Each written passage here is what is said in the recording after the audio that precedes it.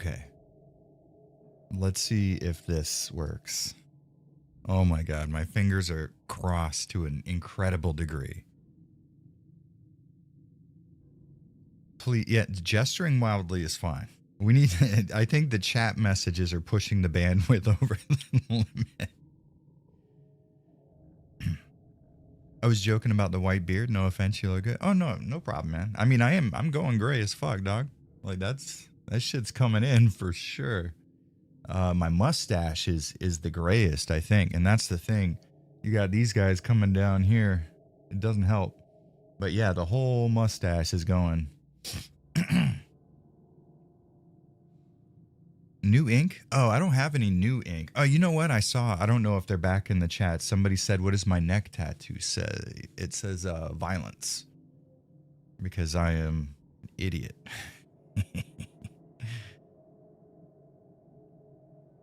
Gray looks sick, not gonna lie. Well, thank you. I hope so, because it definitely isn't.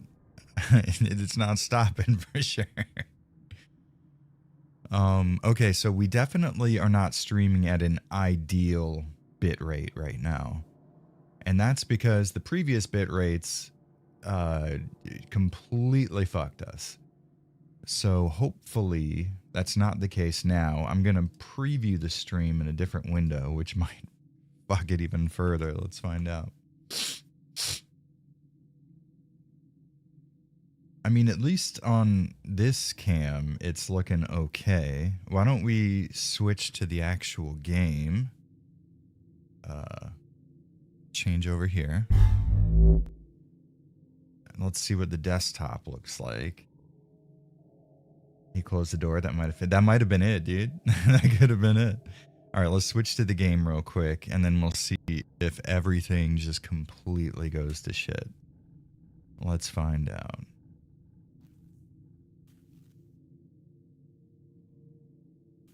You know, not the worst thing in the world. I think we should, maybe we'll have to deal with it.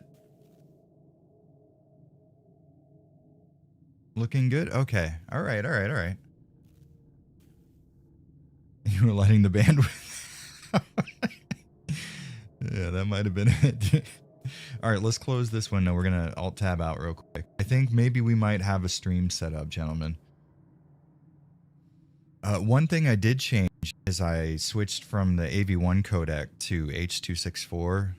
Who fucking knows if that made a difference? YouTube is telling me my bandwidth is too low. My bit rate's too low for the resolution I'm streaming at, but you know, what the fuck? What are we gonna do? All right, boys, I believe we're in. Actually, you know what? We do have to Alt-Tab out one more time so I can see. Apologies. I have tweeted this tweet 3 times now. Anybody who has followed this tweet is a fool who has fallen right into my trap. And then that's going to be the last time I tweet about if this stream fucks up again, I'm going to stop streaming altogether.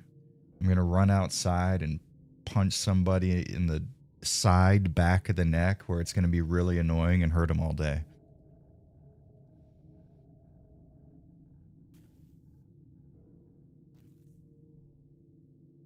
There we go.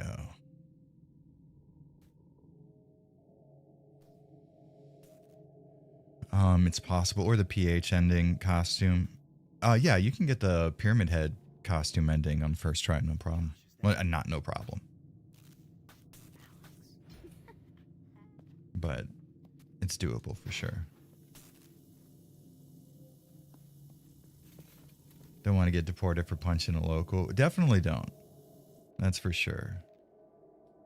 But if it's in service of making me feel better about the stream being a pile of shit.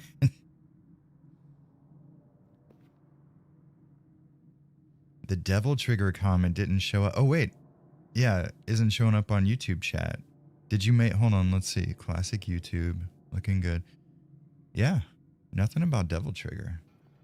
I assume you were talking about Silent Hill F.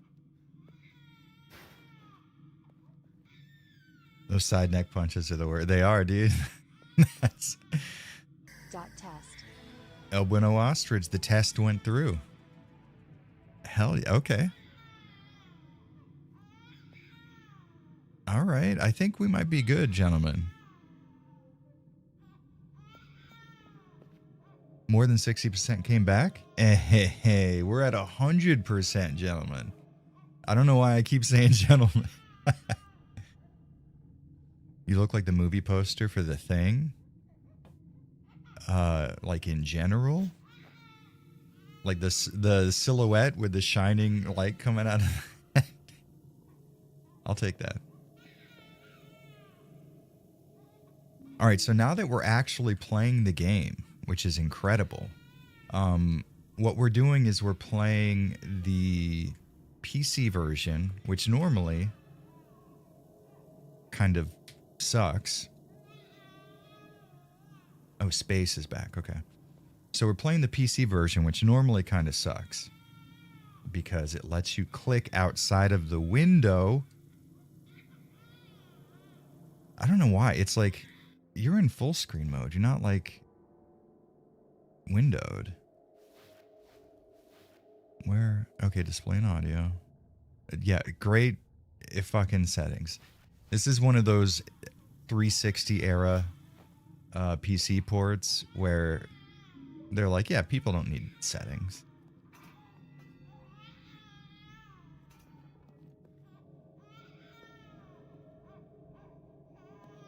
My Shocktober hellscape trying to get this game to work. Yeah, you know what? Actually, so Indie Mouse, there is an easy way to do it at the moment.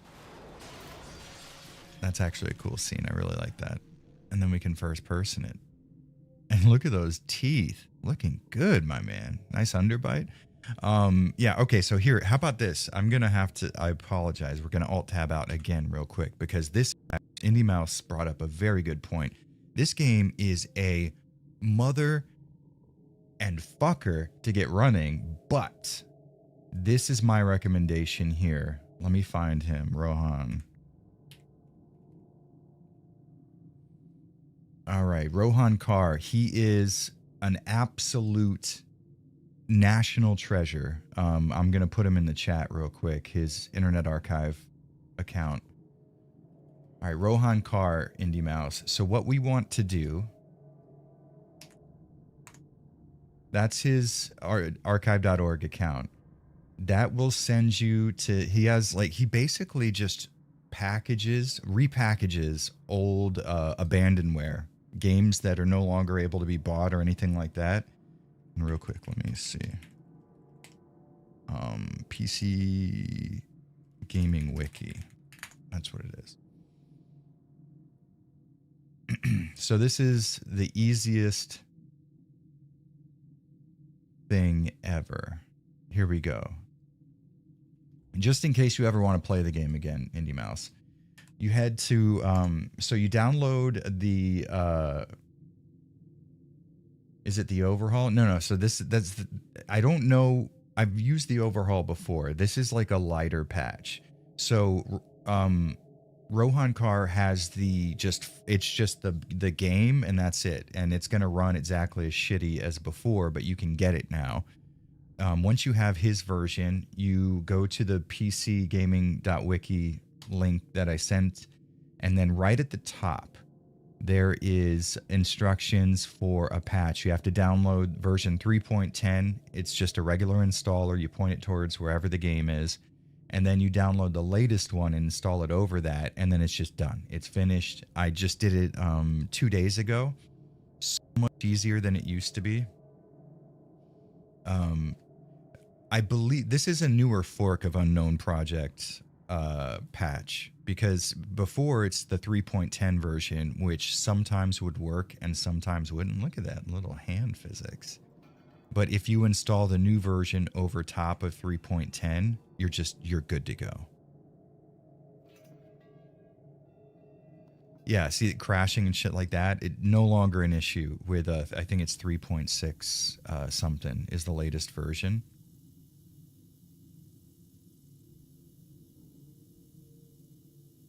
Oh, there it is. Yeah, that's I mean, I've done it before. 624872. I've been through the hell that you went through before. It's so much easier now. Was it 672-824, right? Wait. 672-824. Oh, you fucker. This is Indie Mouse. Okay, 624-872. The dyslexia is fucking hitting me. Fuck, I forgot it when I said it. 624-872.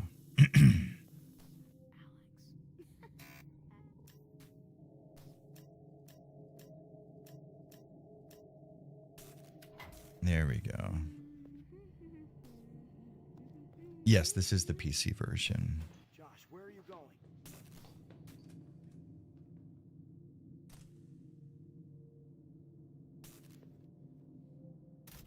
Oh, there's I set the YouTube chat to pretty much allow everything. But to be honest with you, I'm not really sure how that works. Oh, God damn this fucking port. It just keeps letting me click outside the window. I wonder if there's like a third-party app which will constrain my mouse clicks to the window. Josh, stop! I'm starting to worry I have some form of dyslexia. I mean, if you do, like, what are you gonna do about it? You know what I mean? It's not anything to worry about. You got it, and that's all there is to it.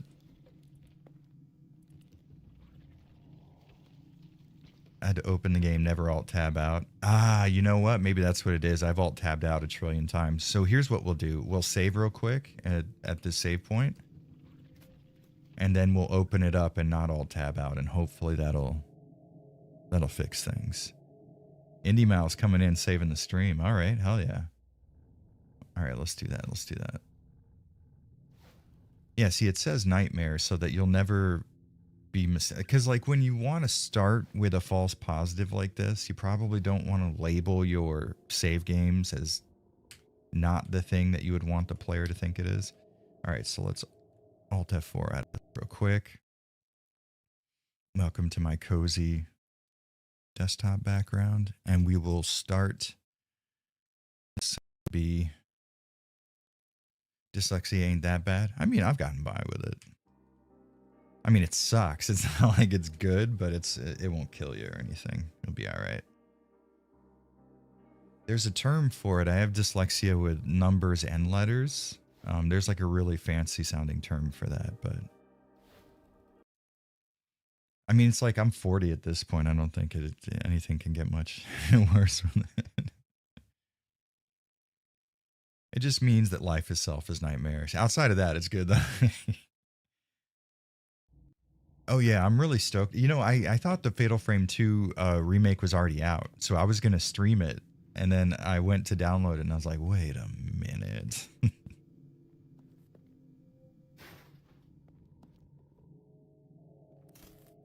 Oh yeah, dyslexia is like the hardest word. That's the irony of dyslexia. It's the hardest word in the world to spell for people who would do the worst at spelling anything. No Team Silent, no Silent Hill, but I'm glad Akira Yamaoka is back. Hey, hell yeah, man. Slayer Novel Night. Thank you so much, my man. Much appreciated. And I feel the same way. It's always good, because that's the thing. To your point, every non-Team Silent Hill game, with the exception of Downpour, has had Yamaoka on board. And the man has, I mean, just incredible soundtrack. Even for this game, for Origins, it's like he can't stop winning. So anytime I see Yamaoka on board for a soundtrack, even if it's not going to be a good game, I know I'm going to get a good OST, you know. They cooked with that one. One interesting thing about this, and I know Indie Mouse knows about it because he downloaded this same patch, is it gets rid of all of the QuickTime events where you had to like mash buttons in order to activate things or to squeeze through tight hallways and stuff like that, which is honestly praiseworthy. physics. You gotta roll into stuff. Yeah, that's how you do it. We gotta knock this motherfucker over. The stream's done. It's stuck on the door. How many of you guys get motion sickness? Because we're gonna give it to you. I have dyslexia too. Yeah, it sucks, but you know, it happens. It makes reading my scripts really hard because when I'm doing a voiceover, I have to read things and then I read them in the moment out loud. Once again, Slayer Novel Night, thank you again, man. I really appreciate it. And you know what? Since we're on the subject, there are now 80 people watching, which is kind of ridiculous. If you guys could like the stream for me, please, because I don't stream very often, and it would be nice to show YouTube. It's like, hey, people are in here. We're having fun. Yeah, for sure. Yamoka he can't do a bad Silent Hill OST. He's such a talent. And you know, speaking of Yamaoka, kind of in that same David, thank you so much, Doc. Much appreciated. That's 10 gifted memberships. Hell yes. Anyone who's wondering, David's the man. Fuck you. Thank you, dude. Anybody who just joined up as a member now gets to hang out at the Discord server where me, David, and Angel just basically talk about old hardcore and death metal for hours on end. And then sometimes somebody has a question about retro video upscaling. So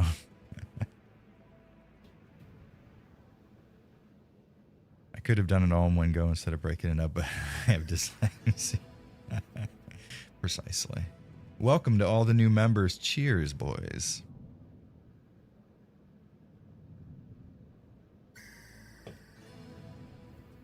He's spamming our notifications.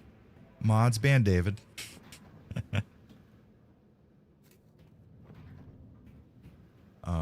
I think I don't know if I have mods. I think Josine's a mod. Josine, are you a mod?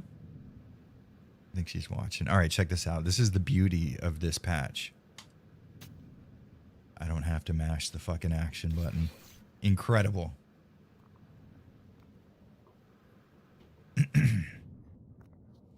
Business talk on how the algorithm died for PC. How'd the Patreon call out do? It got to the point where now the Patreon, which this is the first time this has ever happened. The Patreon now outperforms ad revenue for YouTube, which has never happened for me. There are some YouTubers where that's like the norm for them. I think, fuck, what's his name? This is going to kill me. Grimbeard.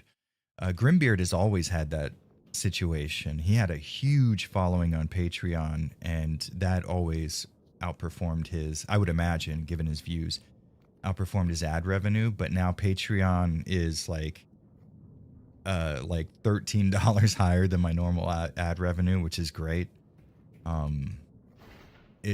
It's a safety net that helps out a lot. I'm still not where I would like to be like comfortable and not worry about money all the time. But it's a big relief. I think I think my biggest problem is that I avoided, and I think people who watch my videos pretty regularly will know this. I don't do the whole Patreon call out thing almost ever. And I think that was a mistake. I should have been building my Patreon over time like that. But I hate breaking up a video that I'm really stoked on to be like, hey, can you guys give me some money? You know what I mean? And for the longest time, I was lucky enough that ad revenue was good enough. I didn't have to do that. But I think now I need to man up. You know what I mean? Like I got to take care of my finances. So I will have to, during normal videos, even if I don't want to, I got to call out for the Patreon. Just let people know, hey, this exists if you could After support 1 year it. after release, what's your honest thought about Shish 2 remake? Greetings for you and Indiamaeus from Poland. Love y'all. Hell yeah. Puchask Okurunik. Oh, fuck, that's a tough one to say. Thank you very much, my man. After a year, I will say that I find Silent Hill 2 Remake still to be a very, very good game. Personally, I would have preferred something closer to the original in terms of gameplay. I think what I said in the video I think still holds true. I don't shout it out either. Just for the end credit. Exactly. That's what I would do. I would think, and I would let people know on the end screen. Hey, you go to my Patreon or my YouTube membership or whatever. I did the same thing.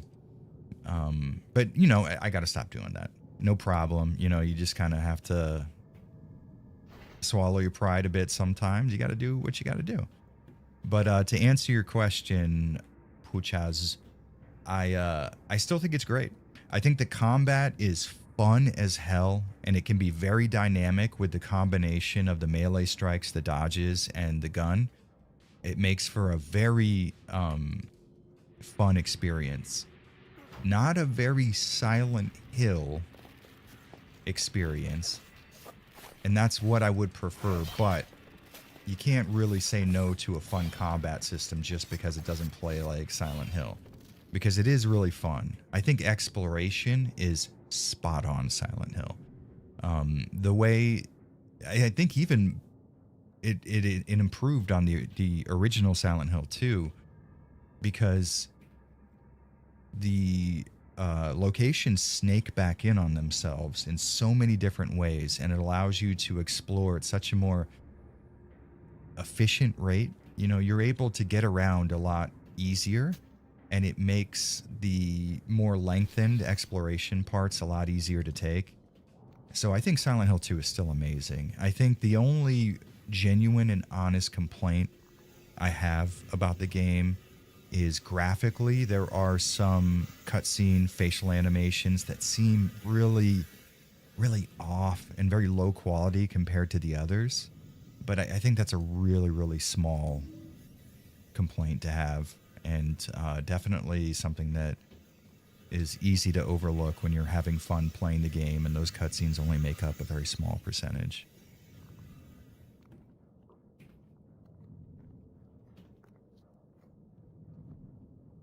Yeah, after seeing 2, I think that Bloober Team can do a good job with SH1 Remake. Are they confirmed to be the ones working on it?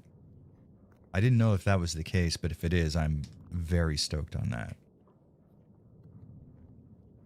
I think if they stick within the realm of what they did with Silent Hill 2, I mean, we've got ourselves like a guaranteed solid fucking game on our hands there. Actually, at the moment, me and Josine's never fully played through and beaten Silent Hill 1. So when we get a chance every night, not every night, but when we get a chance, we sit down and she plays through it. And we're having a fucking blast, honestly. It's really fun. She gets so stressed out anytime she hears the radio start to crackle. It's the fucking best thing in the world. Joshua, is that you? I'm busy. I'm playing the original Demon Souls on PS3. That was the only game in I want my toy. the Souls series that I got into and played. Aren't you afraid? But then I tried out Bloodborne and I got into it. I'm a brave soldier. I'm looking for I'm Rob. very good at it. It's not scary at all. Exactly. I'm sorry. I don't have any toys for you. Find Robbie. I want my toy back. I want my toy back. Okay, okay. Where's the last place you saw him? In my room. Okay, I'll go see if I can find him. I'm hoping they're going to take on SH3 if SH1R does well. Me and you both. And, you know, that sounds crazy for me to say because at first I was like, you don't touch 3. You keep your fucking hands off of 3. That's my favorite entry in the series, and I will not have a heathen. But they did a great job with 2. I think if they stick within the same realm, 1's going to be awesome as well. And I would be very interested to see how a modern day Heather Mason is portrayed. That would be very interesting to me.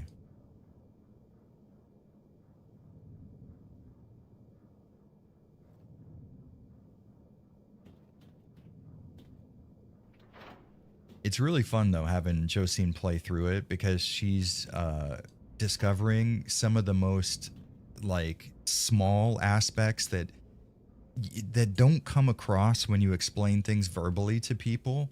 Like when you're in Midwich Elementary and you enter the girls' bathroom and then exit it and you're on a completely different floor. It's like you could say that to somebody and how much it freaked you out, but the effect doesn't come across. So she goes into the bathroom and I'm sitting over here in the corner just like stoked to see what she does. And then when she finally notices, it's the coolest fucking moment. It's so fun having her kind of I get to experience those things for the first time vicariously through her, which is kind of incredible. Did I miss one? Oh, is this? There we go, baby. Bats Game Guru says, love your videos. Thank you, dog. Much appreciated. I love your love for my videos. I love making them, so it's good when people love watching them. The only crappy thing about this mod is you can actually fail this quick time and get your arm ripped off, and you can't do it with this mod, and that kind of sucks. Oh yeah, yeah. We our first time through the hospital, Josine didn't find the map before we went to the other world, so we had to explore the entirety of the hospital by memory alone. Which, to be fair, I've also done. So it's not a problem specific to Josine. I think when I covered Silent Hill 1 for my how to play the Silent Hill franchise video, I also did that.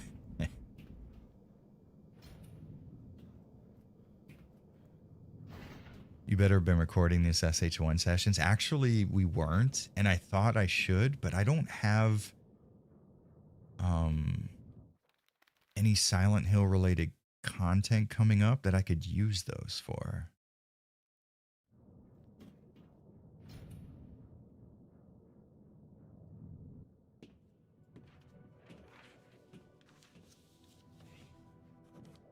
You know, I feel like now the music's or the game's a little too quiet.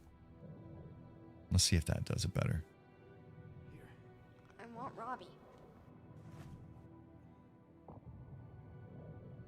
This is yours, you remember. Take it. Is it just me or does anyone else kind of miss QTEs? You know, I won't lie. I do not miss them at all.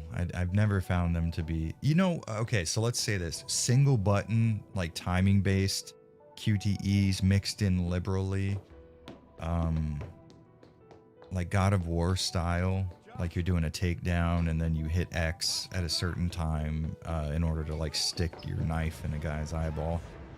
You know, those can be kind of okay. But having to mash buttons over and over again, I don't like those. Oh, there you go. See, yeah, Indie Mouse, God of War.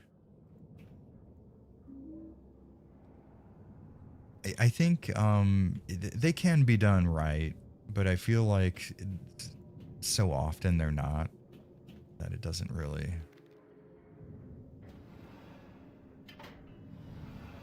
That's so cool. You can hear him coming.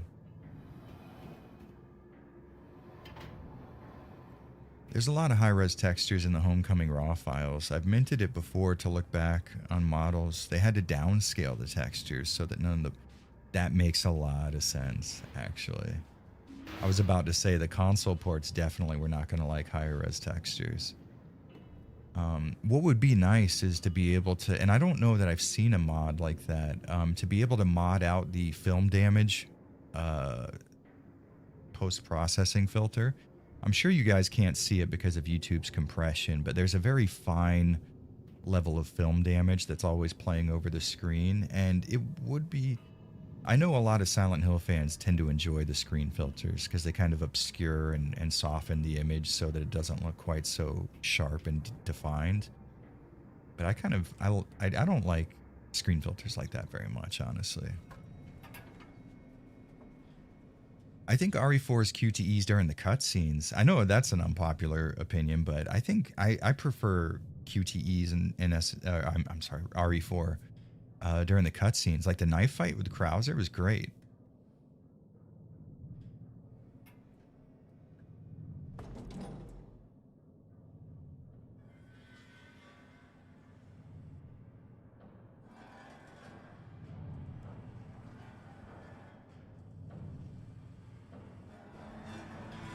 Wait, accidentally included high-res nude textures of their characters in that one RE3 multiplayer standalone game. Did they? I was not aware of that. I know that, remember back when Quantic Dream, that's the company, right? When they made Beyond Two Souls, and they made a fully high-res nude character model for what's her face? Christ, I forgot her goddamn name. The actress. That's a little loud. We can crank that down a bit. Something like that. There we go. Same thing happened. Max Payne 2. Mona Sachs has a pretty high-res nude character model, which is usually obscured by the 4:3 aspect ratio. But when you apply the 16:9 patch, Mona Sachs boobs all day. Ellen Page, thank you. That's it.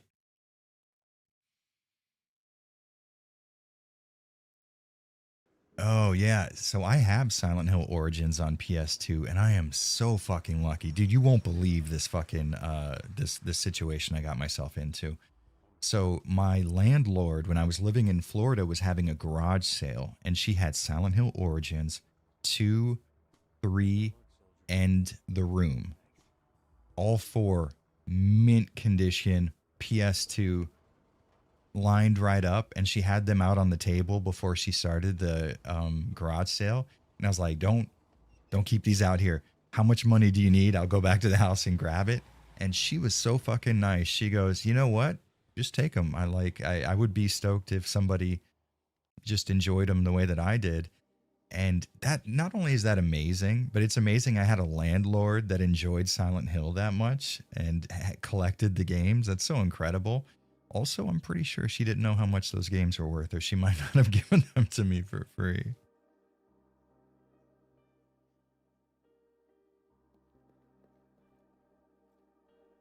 It's not perverted. Artists have to do anatomy lessons. I mean, if you're including scenes where there is nudity, but I feel like the nipples are going a little far. I don't think you have to fully render character model nipples in order to have a nude scene that maybe is covered up by letterboxing of some kind or obscured in some way. That kind of feels like they're just doing it on purpose at that point. Hey, Leah Sia, it's been a while. How you doing?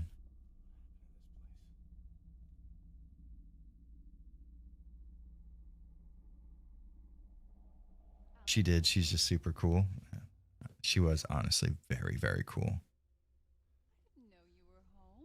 Okay, we got to turn it up for the dialogue.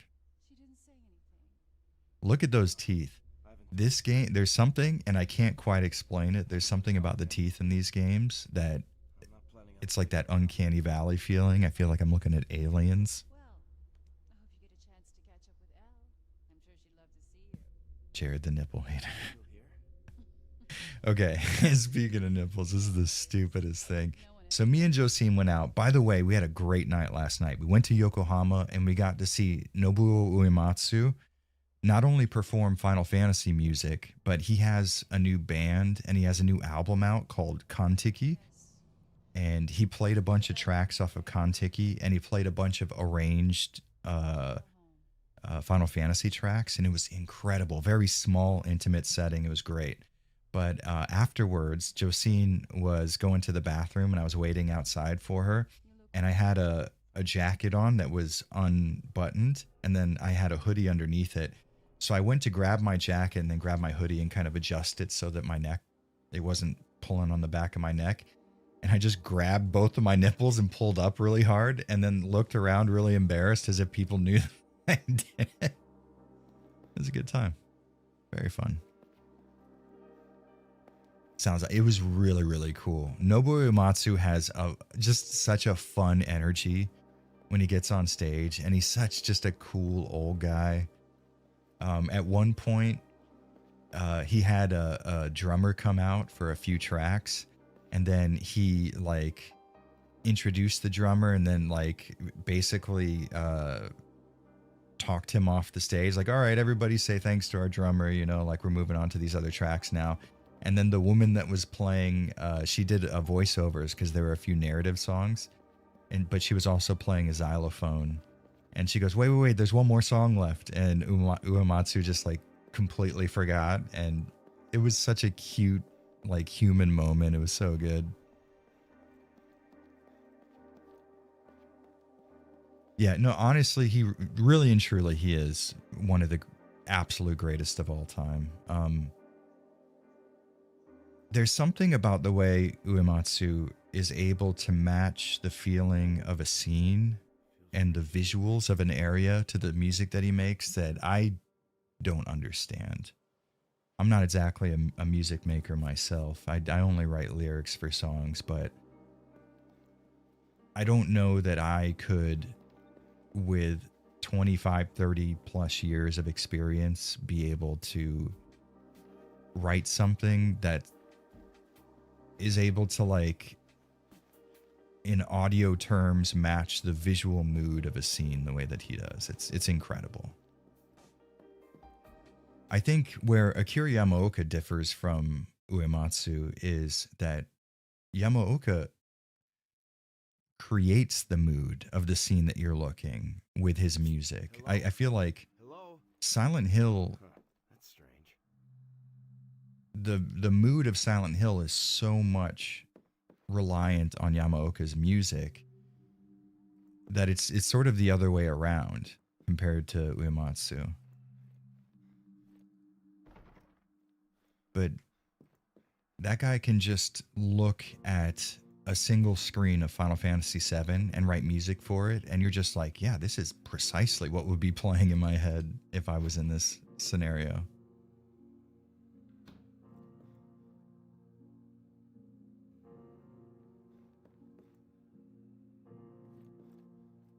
First Drakengard, really? There's a lot of like opera singing in that. I don't remember a lot about it specifically.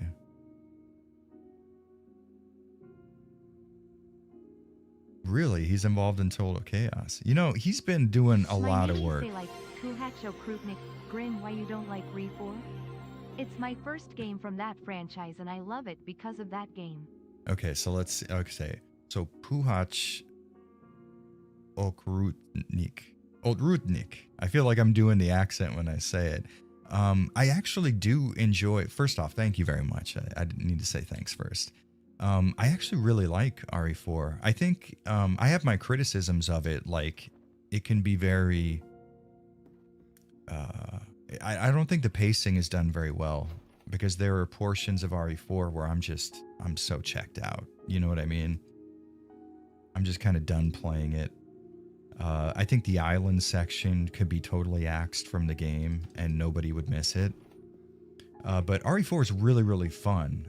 But there's two things about RE4. I think RE4 came about at a period when video games were at their most popular. And just like you, I think a lot of people started Resident Evil with RE4. So the expectation for a lot of the fan base of Resident Evil from that moment on, what RE4 was sort of the reference point. And for me and people that were kind of into the series beforehand, what we enjoyed so much about Resident Evil was RE's 1, 2, 3, Code Veronica, that classic survival horror style combat.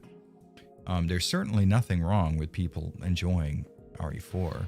It's a really good game. And, you know, you tend to kind of be happy for people. Like, you're stoked that they were able to enjoy something. And like I said in my Silent Hill F video, in a scenario where you enjoyed a game and I didn't, you know, you win. Like, you won that trade there. so it's not so much that I hate RE4, it's that RE4 is sort of responsible for the end of the type of Resident Evil experience that I enjoy so much. So I have a bit of bias against it, and I take jabs at it because of it. Um, but also, I kind of think that RE4 has a lot of issues, and I think if RE4 wasn't a lot of people's first Resident Evil game, and if it were to come out, you know, 5 or 6 years ago, it would have been criticized really heavily for a lot of its issues. And I think a lot of what RE4 was, despite its very objective level of quality, RE4 was kind of a hype train that all of us sort of got ourselves onto. And I was a part of that too, by the way. I was also on the hype train, very much so. But I think video game media sort of perpetuated this idea that RE4 was like the second coming of video games in general. Like it was the greatest thing to ever happen before. And I think looking back, the game doesn't hold up the way that a lot of people, I think most people don't really play RE4 very often because there's a lot of like genuine issues with it that I think are a little harder to forgive than, for example, if you're playing Resident Evil 1. Oh, we talking about Infectious Jelking? Dude, roke up in the wrong hood. Hell yes. Who's talking about Slam? All right, RE4 is done with. We're talking about Slam now. What are we saying here? Dude, Peeling Flesh is so fucking good.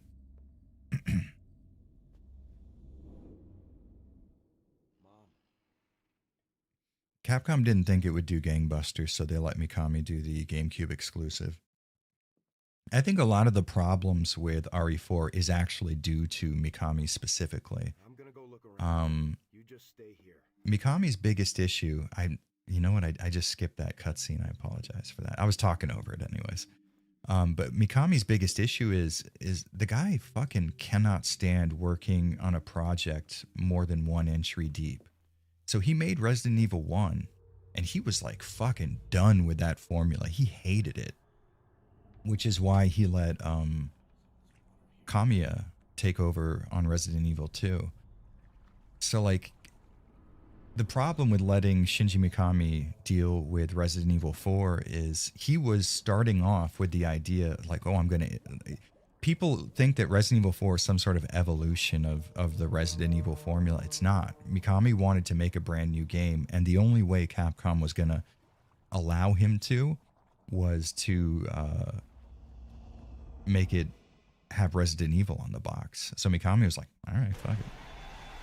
Which is why there's so little Resident Evil-esque elements in that game. And that's fine. I think Resident Evil 4 would have been a popular video game had it have been called, you know, The Spanish Invasion Part 3. You know what I mean? Like, it would have done well regardless. And I don't think the Resident Evil name was quite so necessary.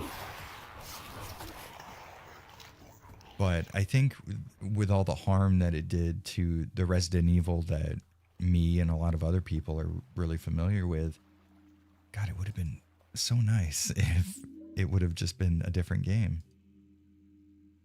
But to make a long story short, I don't not like Resident Evil 4. I have issues with it. I look at it probably a little more critically than most people do, which, you know, there's nothing wrong with that in any way. But I think most of my problem is that it just sort of took away the Resident Evil that I enjoyed, that I was familiar with, and that I liked. And I tend to let my aggression out in little snippy fucking just bitchy comments when I make my videos.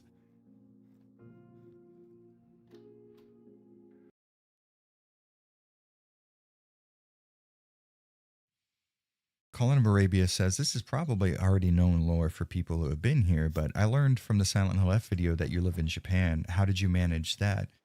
Yeah, I do. And it was, you know, honestly, I wouldn't have been able to do it, I don't think, if it wasn't for YouTube being my career, because it allows me to be mobile with my job and stuff.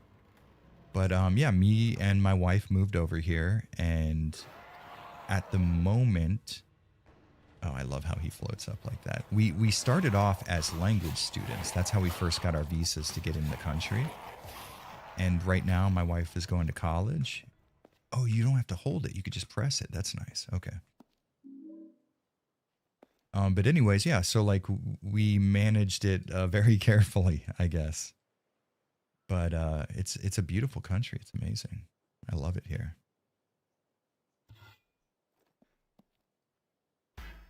That was a nice cut. Joined the local Yakuza. I wish. I had a... It wasn't a real dream. But it was kind of like, yeah, you know, I could probably get into the Yakuza. Yo, smashed his dome up. Hell yeah. Start an Enka band. I don't think I have the vocal chops for that. Fish Repair says, "Do you think we should get sequel over and over, or do you think RE would be just as big now if it stopped at RE2?" You know, that's kind of tough because Resident Evil was admittedly in a pretty rough spot before RE2, mostly because they were saturating the market with so many Resident Evil sequels that were being made at such a fast rate that people barely got a chance to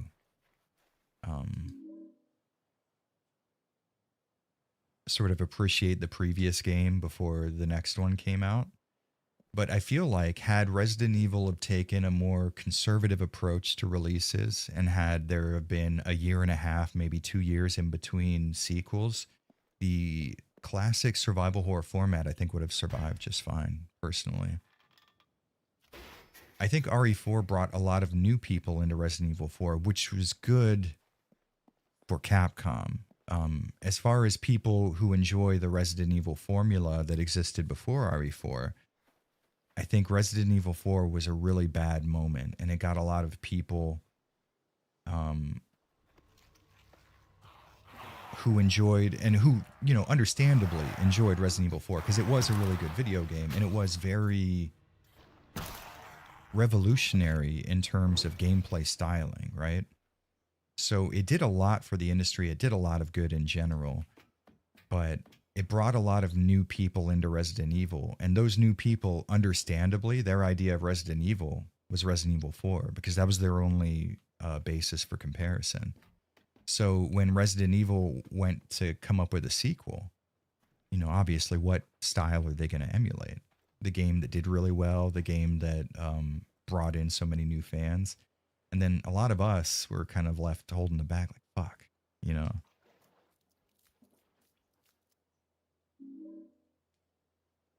So it's a situation where, like, it's really nobody's fault. You can't blame Capcom for, I mean, truly just like making really good money and making at the what is objectively a good business decision. And you can't blame RE4 fans because what did they do? They found a game they really enjoyed and they're like, "Oh, I'm into this. I'd like to play more stuff like this." They didn't do anything wrong, you know what I mean? And then Resident Evil fans who enjoyed stuff beforehand, like we had no hand in that process. So it's a very frustrating situation because there's nothing anybody did that probably could have went any other way than the way it went.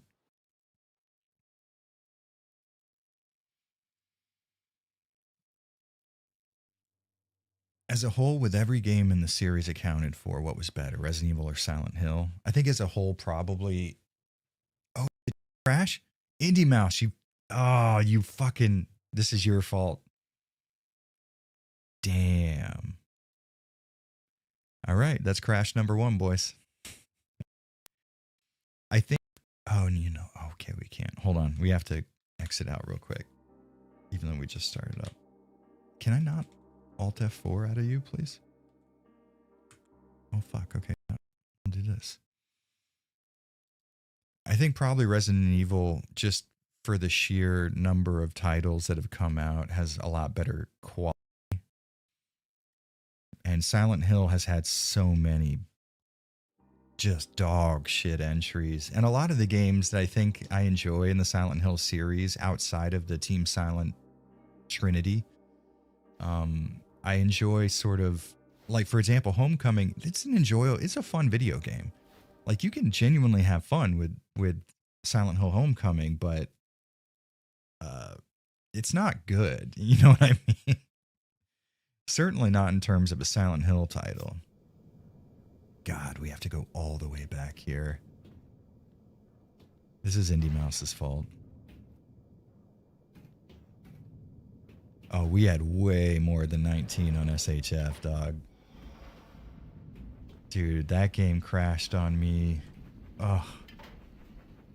It sounded like I was exaggerating in the video, but really and truly, I spent 4.5, 5 hours, a good portion of my day, just trying to beat the game in like 5-6 minute increments, because I want, obviously I'm covering the game. I want to beat it and have an opinion on it. And it got to the point where my wife was upstairs and she just kept hearing me go like, God damn it. And she would know every time it crashed. I blame Unreal Engine 5. You should. You very much should.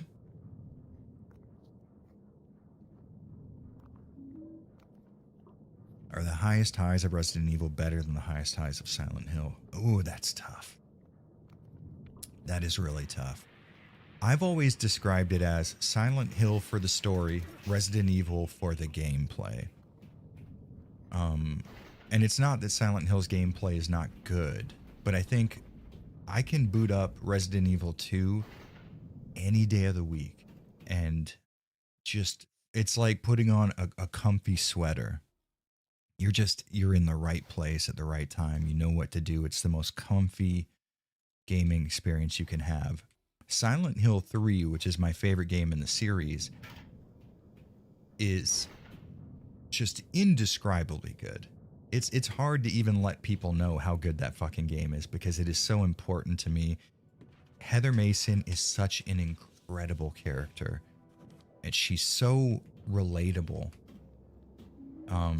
So I'm not taking away from the game when I say stuff like this, but I feel like it's a harder game to just pick up when you're bored and you want to play a video game. Resident Evil 2 offers an almost casual experience to people who are already familiar with it, versus Silent Hill 3 stays pretty stressful the entire time.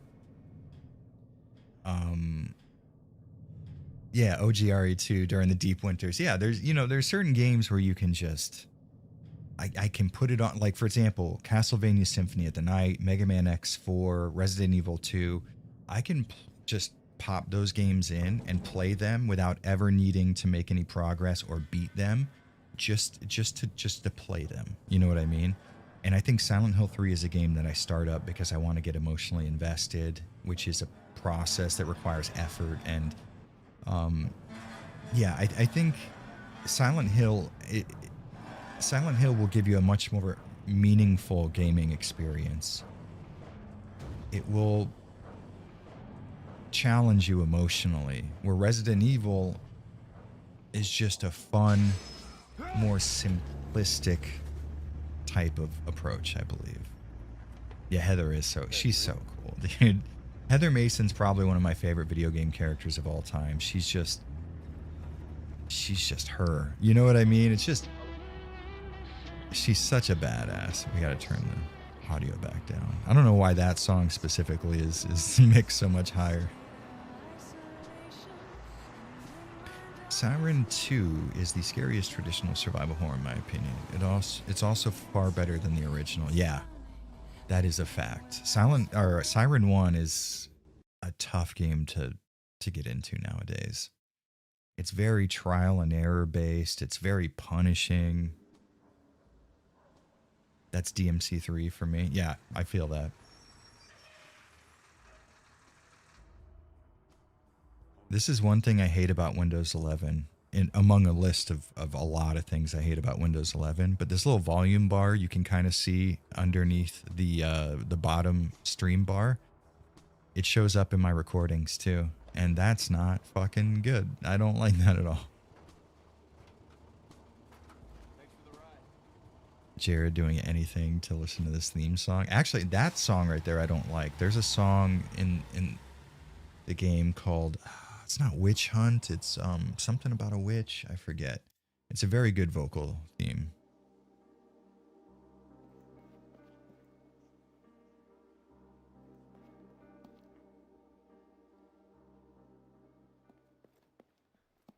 Like the FF curse, when a new one comes out, suddenly everyone likes the previous one. That is how it works, isn't it? I found a weird, it started in the like 2015, 2016 area where everybody decided Final Fantasy IX was like the best game ever. And I was like, you guys weren't around when that game came out, because trust me, I remember the press fucking hated that game. And so did everybody didn't hate that game. It was like a well-performing Final Fantasy title to a degree, but it obviously didn't touch the sales numbers of 7 or 8. And yeah, I found it so weird that everybody had sort of like behind my back decided 9 was the best title. And I'm just like, fuck, man, I don't know where the fuck you guys were before. I still, to this day, sippy sip. That's a tough name to read. To this day, I've not played Deadly Premonition. I've been sort of saving it for a video, so every time I feel like starting it up, I'm like, no, wait, I'm not going to record any footage, so I can't play it.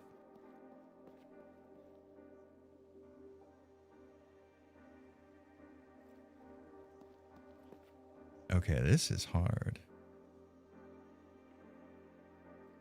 Jared-san. Otona something o mutsuo tishitai. I don't know that kanji with Chi-Chi before it. I don't know what the kanji after changes it to. Do know Otona, but I don't know after o mutsuo. I don't know that kanji after Chi-Chi.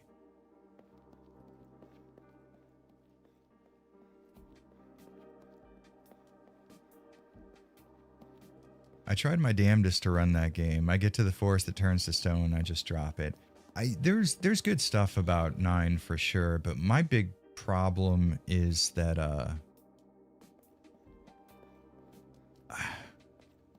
like I don't like the game world quite as much, which is weird because I know the whole point was to kind of go back to the roots of the early series. You know, having 4 characters on screen and the sort of chibi graphics. That's all in my wheelhouse, but there's something about the medieval type of world that I didn't get into quite so much. Feels strange to be back here again. I think I really enjoy JRPGs because the settings are very rarely that sort of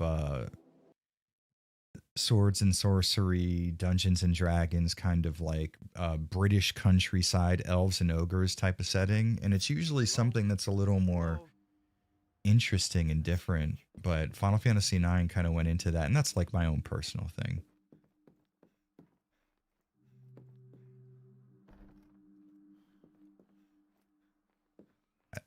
Oh shit, Guardian Beard Eyes, what's up, dude? I love 7's story, but I also love 8's gameplay. Yeah, man, 8's great. I think the hate for 8, which is funny to say, is a little overblown. I think that there's some problems. I think the junction system is really cool on paper, but then when it comes down to like not being able to use my flare spell because I junctioned it to my strength, like okay, maybe there's some flaws in it in that sense. But you know, getting to draw out guardian forces and spells is fun, although it does kind of suck if you get into a boss fight and then you forget to draw from them and you're like, fuck, did I just miss out on the best guardian force in the entire game? But that sort of adds to the Final Fantasy, like there's a lot more to this game than meets the eye kind of feeling. The 8 for hate. Yeah, I think 8's good. I think at the time that 8 came out, I was just getting into like early 2000s era Korean and Japanese dramas. which is what 8 was sort of fashioned after. So I think I was in the right place to enjoy 8 for what it was, in terms of its story and stuff.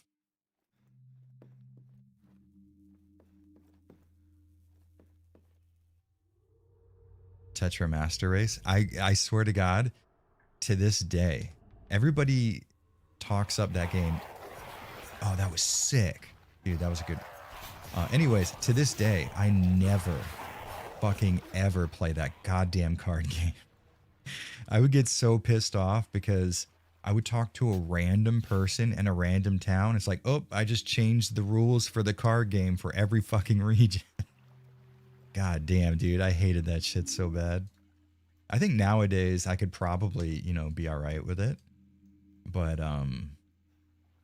God, that fucking game pissed me off so bad when I first played it as a teenager. Get a whole card game with a free RPG.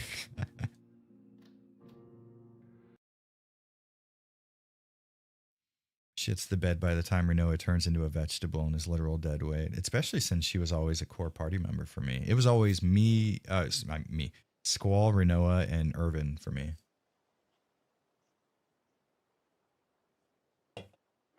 I didn't like Zell very much. I liked his his limit break things, but Quistis I didn't get into very much in terms of her just like aesthetic. Although I did like the idea of the whip, but I thought her animation of the whip was very choppy. So every time she would attack, I would just be like, ah, fuck, I don't know. There's something about this I don't like.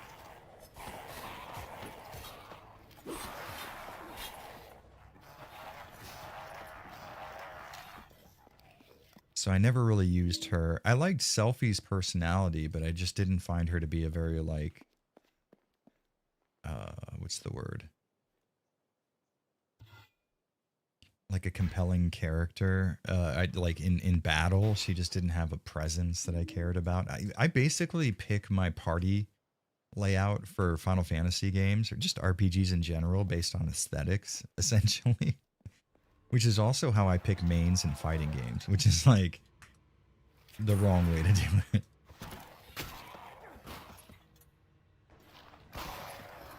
It's basically like if you look good to me or you have some sort of aesthetic value, you're on the fucking party.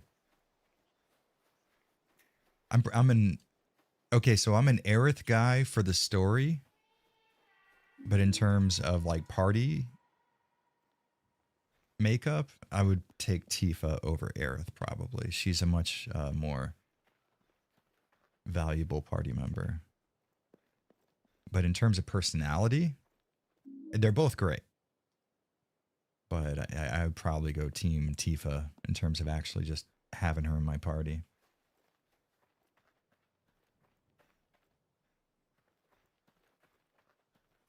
Zell did indeed have the Mike Tyson tattoo before he did, which is amazing. And it's like,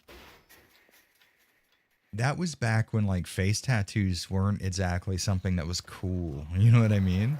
So now I want a fucking face tattoo, and maybe Zell's sort of responsible for it.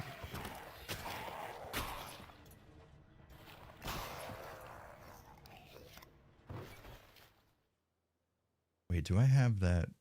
Oh, I do. Okay, good. So here's the question. Is it going to crash in the same spot again? Because we have not saved it.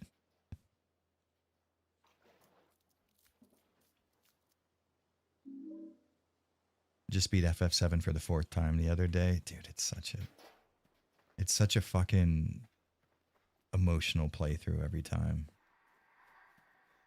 7 is incredible. And I think because 7's so incredible, it got to the point for a while where it was sort of, to a lot of people, overrated, because everybody always talks about how much they love 7 for good reason.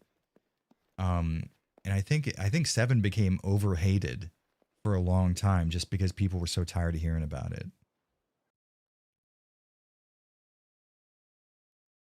You know, he did actually. Zell did have that sort of bouncer main character aesthetic for sure. 100%. Combat looks weirdly good in this game. It's genuinely kind of fun. It's not what I would call the kind of combat I would want in a Silent Hill game, but you can have fun with it for sure. there are certain characters, I'm not characters, there's certain enemies that you will hate fighting no matter what. But just general combat, it's honestly pretty fucking good. Once we start fighting the dogs, you'll see there are these really cool takedown animations when you use a strong hit at a certain point, and you can like pull their jaw off of them and shit. It's really cool.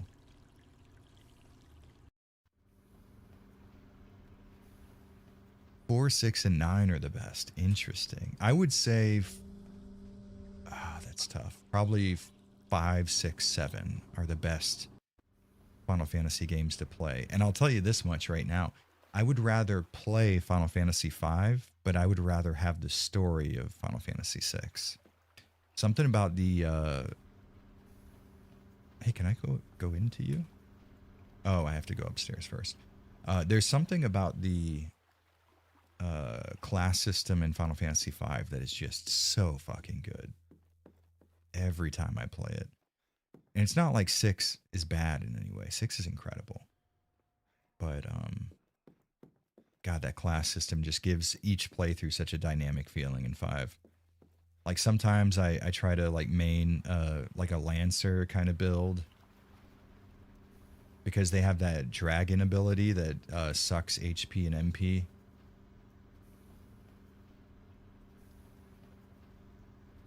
Okay, what am I doing here then, motherfucker?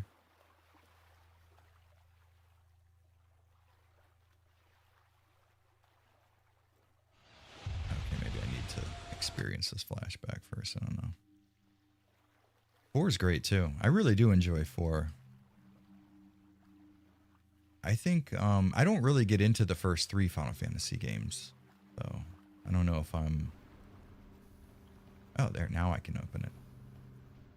I don't know if I'm like in the minority in that position, but I feel like they were just a little too rough around the edges to me.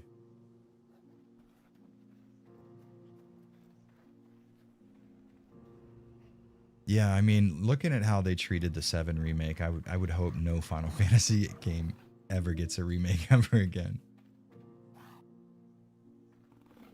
Damn, the dog scared me. Why does it sound like he's hanging from a rope?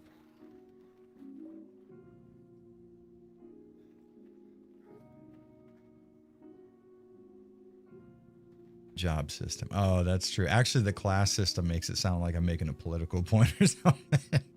Very good. Okay. Good correct on that one. Admonish me. But I'm glad that the job system from 5 made it into Tactics, because I think Tactics is probably one of the most fun Final Fantasy games you can play. Oh, the World of Ruin DLC. That would, honestly, you know what? I will say this. We are at a point now where I think the shady DLC practices have kind of gone the way of the buffalo nowadays, which is really good to say.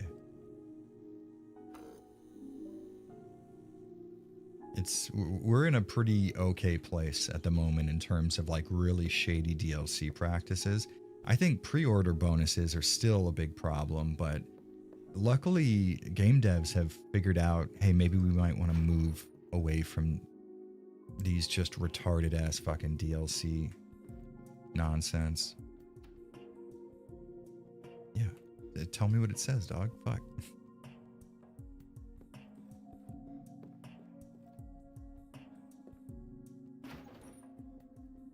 I really, really, really want to fucking save it, because who knows when it's going to crash again.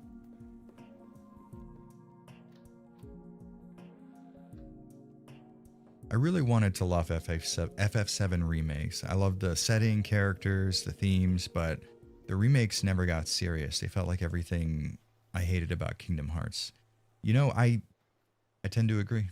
I thought the 7 remake was sort of a tragedy, because 7 had such an emotional impact on me. And really, when me and my wife started up the remake of 7, I won't lie to you, and this is not something I like admit freely very often, but that beginning cutscene, it like took me to such a cool place emotionally that there was a bit of a tear in my eye when I first started it up. It was just like, being transported back in time. It was very cool.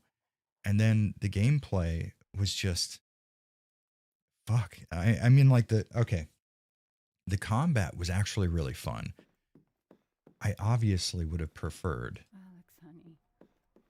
for the game to play as a turn-based RPG because I'm a fan of the original. I thought the original worked really well, and I thought games like Persona and fuck, what's that new Atlas RPG that was doing very well? I forget. But anyways, there's a lot of good turn-based RPGs that have really big followings now. So I think 7 Remake could have been a turn-based RPG, but I think development started on it when that kind of shit was pretty much dead. But I think they tried to make 7 a full video game and they cut it into episodes unnecessarily. And I don't think anybody could argue that you can't feel the weight of that decision while playing it.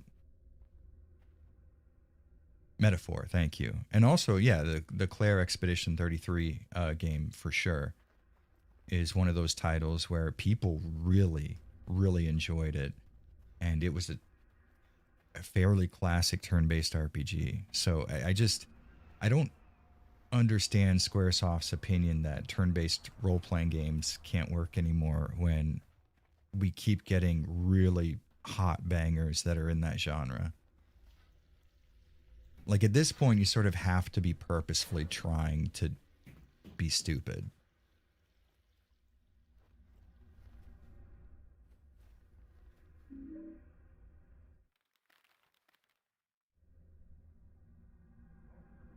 I never played the OG, but I saw Advent Children and saw Cloud and Tifa in Kingdom Hearts 2 and was instantly captivated. I just wasn't able to get into the OG with how young I was, and that's fair, yeah. I think Advent Children is probably the reason why 13 and 7 Remake exist in the form that they do. Because Advent Children had this really amazing, action-packed, sort of unique approach to the fight scenes and stuff, and it was so fun to watch. But I think that movie got so popular, and Squaresoft thought to themselves, well, that's what people are expecting from Final Fantasy. And it's like, damn, that could not be further from the truth, my man. Look at the weird lighting issues here. That's crazy how buggy this game still is on PC. It's so wild. Square does still own Deus Ex, and they put them on a what's the word? A hiatus for indeterminate period of time. What's that guy doing? Oh shit! Final Dance Fantasy. Yeah, that does bring back memories. Okay, here we go. Here's the dogs.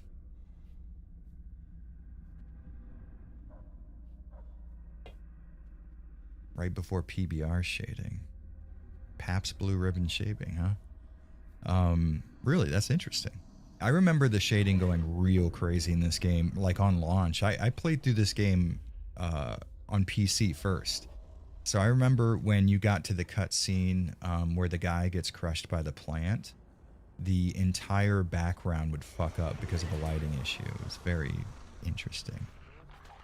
Physics-based rendering. Okay, nice. Thank you for that, by the way. I was going to ask what it was.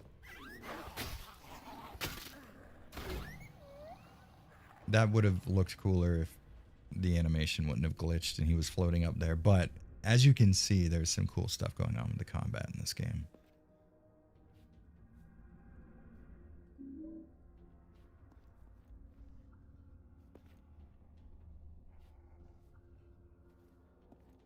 Spite Bang stayed cool for something. That's true. There is not a single lie being told there.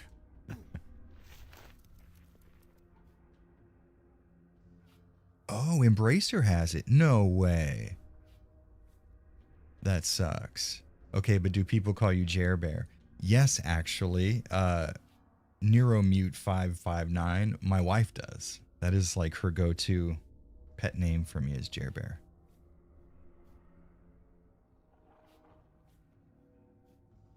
And then one of my friends from Florida also calls me Jer Bear.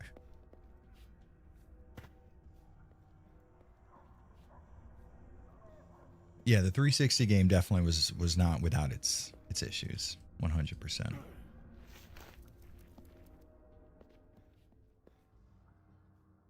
Yeah, interesting. That's going on this entire time. So it's like these headstones. No, it's the space between them. I don't know. That's very strange. What is supposed to be casting this shadow, I guess is my question. Because the dynamic shadow casting on the flashlight is actually fairly well rendered and seems to be really perspective correct. So it's weird that maybe the environmental lighting would fuck up. That's so wild. You would imagine the dynamic shadow casting light source of the flashlight would be the first one to mess up, right?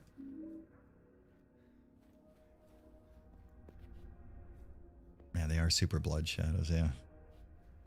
Someone dragged a period all over this place.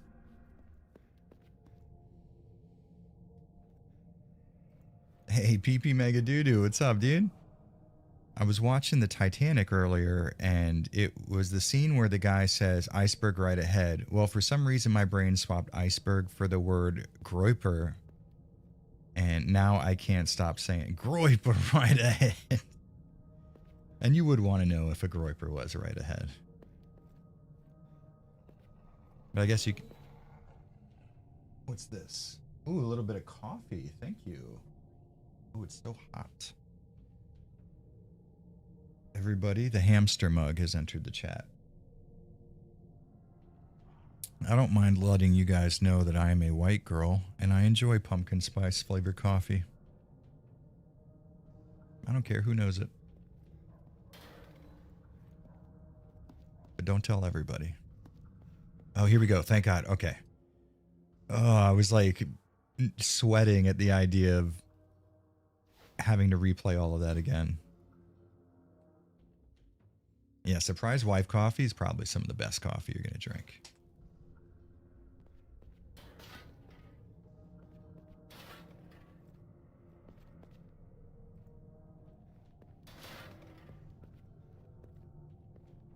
Damn, I gotta pee. We might have to put things on hold until I can go do a pee-pee. Pee-pee mega doo-doo. God, that's still the funniest clip on planet Earth. Pee mega doo-doo?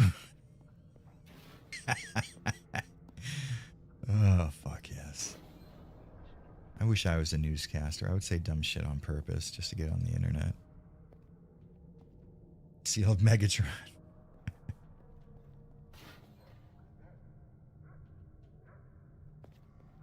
Pyramid heads, roll out.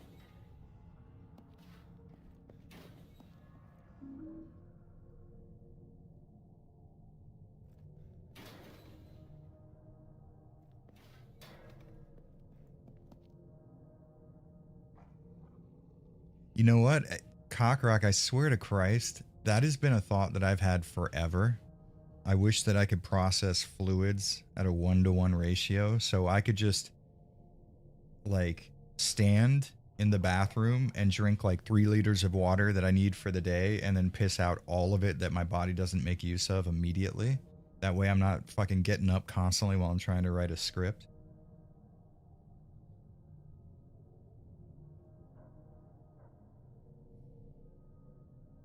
Damn, that's some good coffee.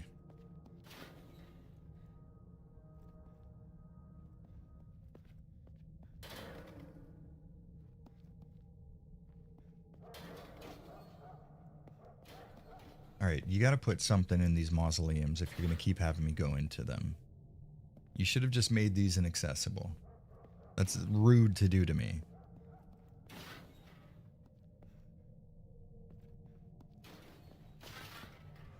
God damn it. They fucked me again.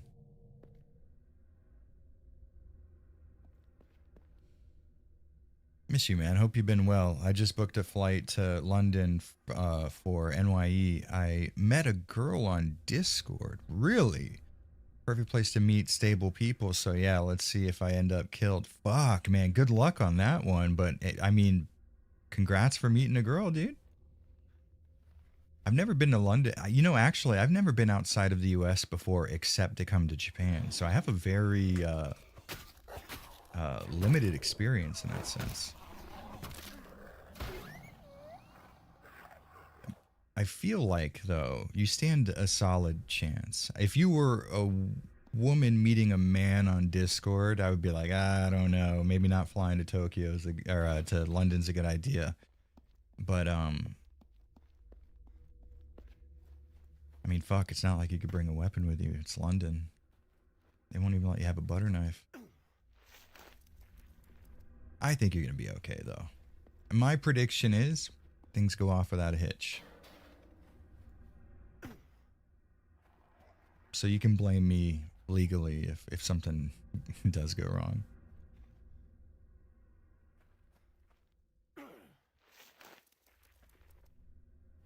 That girl's name is Joseph. Sounds like a proper London name. Can't wait for your Tormented Souls 2 video. Working on the script as soon as we're done streaming. I've got 7 pages written right now. I think this one's probably going to go somewhere in the neighborhood of 14 pages. But I'll tell you this right now. I don't want to ruin the surprise. It's a great game. It's a fucking amazing game. You're not going to hear me say very much bad about it at all.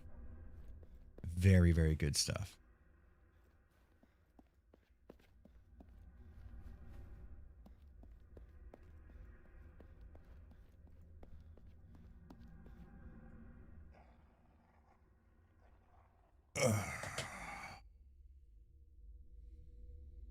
Got busy with some other stuff, but I hope the game hasn't been hard. No, it just crashed on me one time. That's the only downside. So far, it's been pretty workable. I mean, it's Homecoming. It's a fairly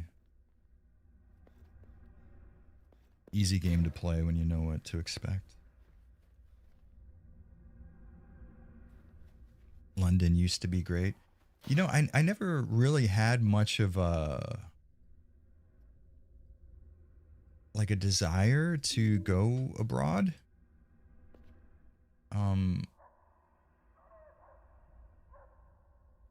don't know why. You know, it's not like there's anything wrong with the rest of the world, but I never I don't know. I just never had a reason to want to go outside of the US for a very long time until I wanted to travel to Japan. London does seem like a fun place to go and walk around, but I kind of I feel like it's so similar to American culture in a lot of the ways that I would be used to. That it wouldn't be quite the same wild, different new world that it was me coming to Tokyo for the first time. You know what I mean? Like, I'm sure, you know, you could walk around London and have fun and see a lot of the sights, but I have a sort of specific expectation when I travel, and I don't necessarily get into a lot of the stuff other people do. Like, when I come to, when I came to Japan as a tourist, as a visitor, I didn't care much for visiting shrines or big places where you just kind of walk around and look at the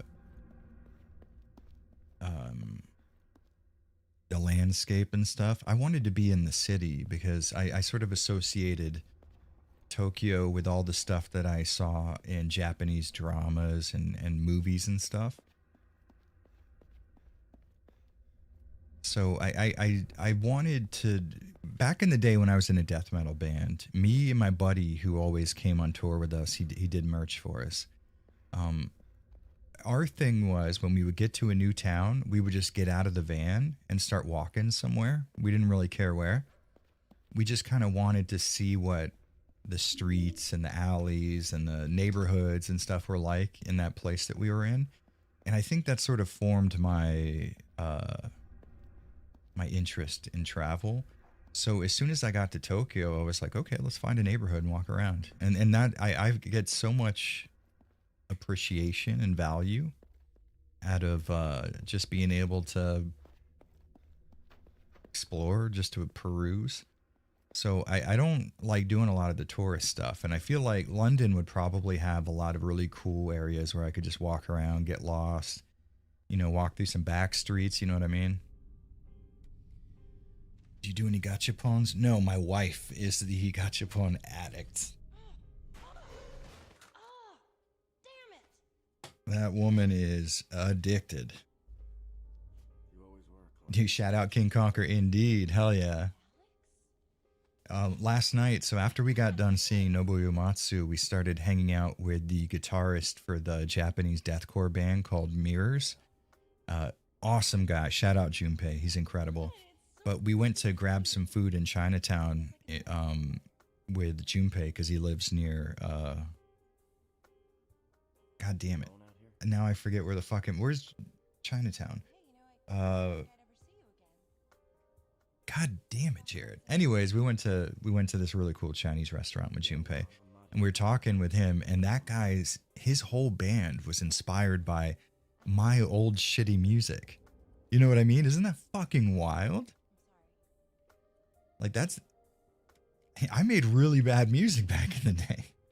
But we were kind of on the cusp of the creation of deathcore, and we were one of the bands that was kind of a part of crafting its identity within hardcore and heavy metal and metalcore. So a lot of bands here in Japan are trying to emulate that old MySpace era deathcore sound. And I'll introduce myself to people, and they'll be like, "From King Conquer? Holy shit." And it's very, very strange, right? Do you collect video games? I do. Well, I don't actively collect them anymore because prices have gotten so insane. I think for the last 5 or so years, I haven't been actively collecting, but I do have a pretty big collection from when I did. Cap Miner, I gotta sleep. See you later. Have a good one, man. Sweet dreams.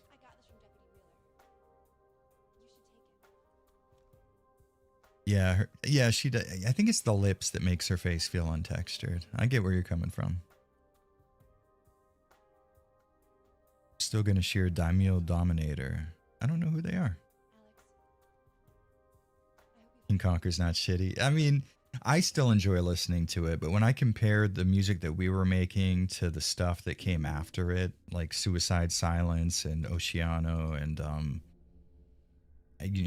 insert deathcore band name here, I feel like we didn't hit that same mark, but to be fair, we didn't really know what we were doing, and we didn't like the way Junpei put it was actually really smart, because I talk about how Mirrors has so much better of a sound than we did, and he goes, well, that's because we had a reference, and it was you guys were doing this for the first time. It was all brand new to you. And I was like, oh wow, that's a interesting way to put that. That's kind of cool. Dude, smart. Wait a minute, you were in King Conquer? Yeah, I was the vocalist during the Welcome to Hell era of KC. I designed a lot of our merch as well, because I went to college for graphic design.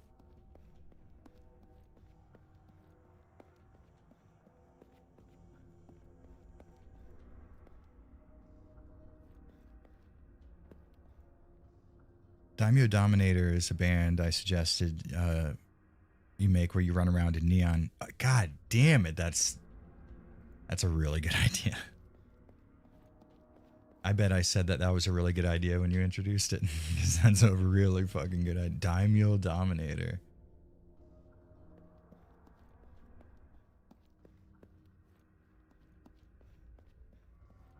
Daughter, I'm sorry video was for some reason. Something THT really made me respect and appreciate you in her channel even more than I already had. Keep it up, man. Hey, much appreciated, dude. Thank you. Yeah, I was very hesitant to make that video. I'm sure you could tell.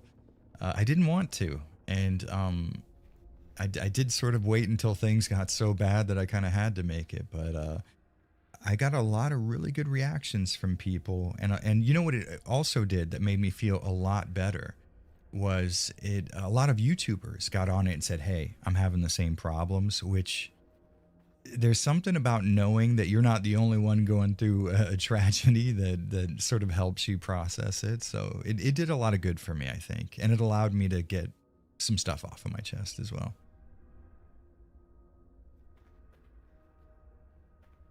Can you do a video game collection video? D Flex one. Actually, I was planning on doing just an entire like YouTube office / desk setup / video game collection sort of video in the future. So yeah, at some point, absolutely. It was hard as fuck to abbreviate all of that. No, it came across. You're good, dude. I understood it perfectly. Colin of Arabia said, dude, yeah, a lot of people, I didn't know King Conquer was so popular because when I was, when we were touring around and stuff, we always had a really good reaction, but I never got the feeling that we were like big, you know what I mean? But I think after the band, and to be fair, the band got much bigger after I left when James became the lead singer in the digitally transmitted disease era of King Conquer.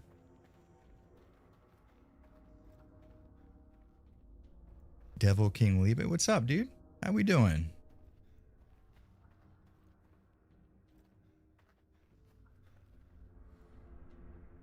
Would the office build show off your build for your current skateboard? Yeah, probably.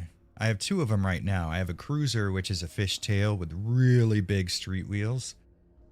Because Tokyo streets can be fucking gnarly as shit. But then I also have a doing tricks and going to skate park build, which is significantly smaller than I'm used to. Because I used to, and I might go back to it honestly, I used to skate fishtails exclusively.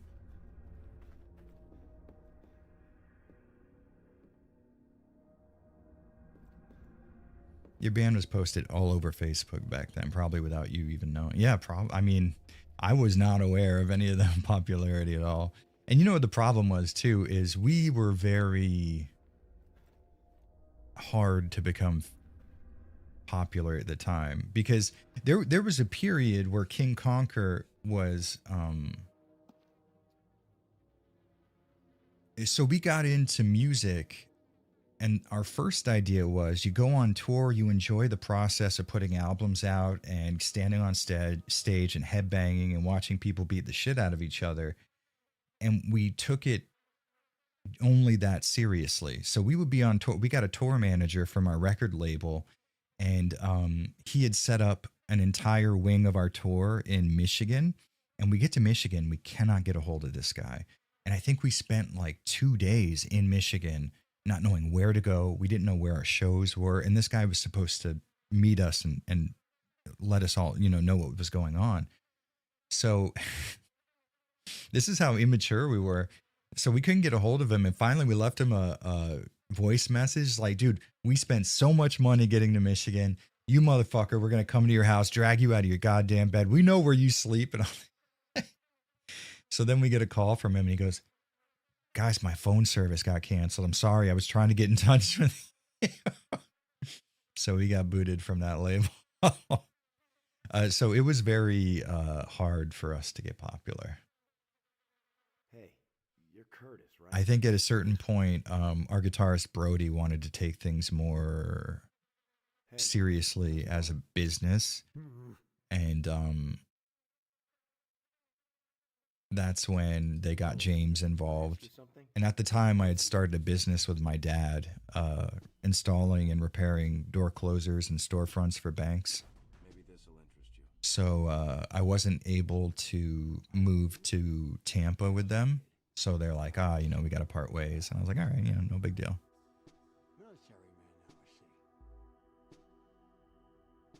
I'm pretty sure it's broken. What do you think? I think you must have stole this from I your dad. pulled out my PS2 again. Did you ever play Shinobi-Do Way of the Ninja? It was so much fun back in the day. I never played it, but I have a friend named Imran. He's like my best friend in the world. And his favorite series of all time is Shinobi-Do. It's very interesting. That was his first introduction to like stealth gameplay and stuff. So I associate that series with him. Pretty neglected. This game runs pretty well on Series X backwards compatible. Oh, you know what? Honestly, I will say without a doubt, Series X backwards compatibility, Look, what I really it's very limited in the titles it supports, but the ones that it does are amazing. Like Max Payne on Series X does so fucking well compared to Max Payne 2 specifically. Compared to Max Payne 2 on the PS5, it's not even a contest. It's crazy. same place he is every day. Digging up people's Welcome to graves. Hell and Decomposing are the shit. Yeah, dude. Something I enjoy, honestly, both. you know? I'm a little partial to Welcome to Hell, obviously. That's Mayor Bartlett. You know what? I made it a fucking Streets are broken. a post. There's a King Conquer song that was never released. We recorded it and never mastered it called I could fix Free Floating Hostility. it a while though. Maybe I'll make a Keep it. post on YouTube again of it. Because it's really interesting. Nobody has it. It's me and my friend John are the only two people on earth that have the song. So nobody really has heard it except for people that I'll post the YouTube link to. Soldiers gotta have a gun. Soldier does have to have a gun. That's true. Thanks. So I have played the demo for Echoes of the Living. I have the finished build right now, but I haven't gotten a chance to play it yet. I'm very excited for Echoes of the Living. Beretta M92A1, my man. The pistol. Except no substitutions.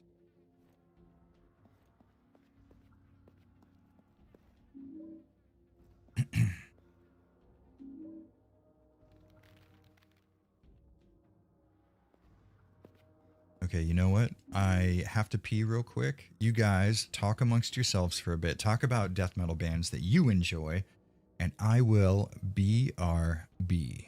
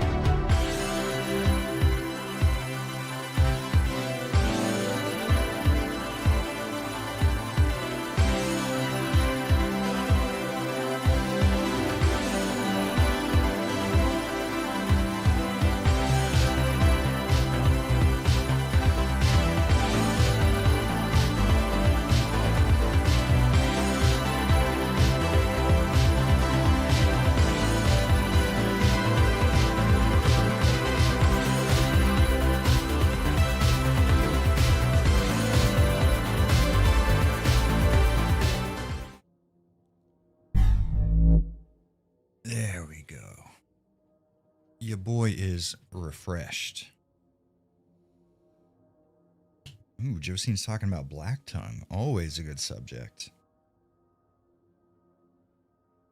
You know, honestly, I do want to up the game audio, but I can't alt tab out or it's going to keep letting me click outside the bounds of the screen.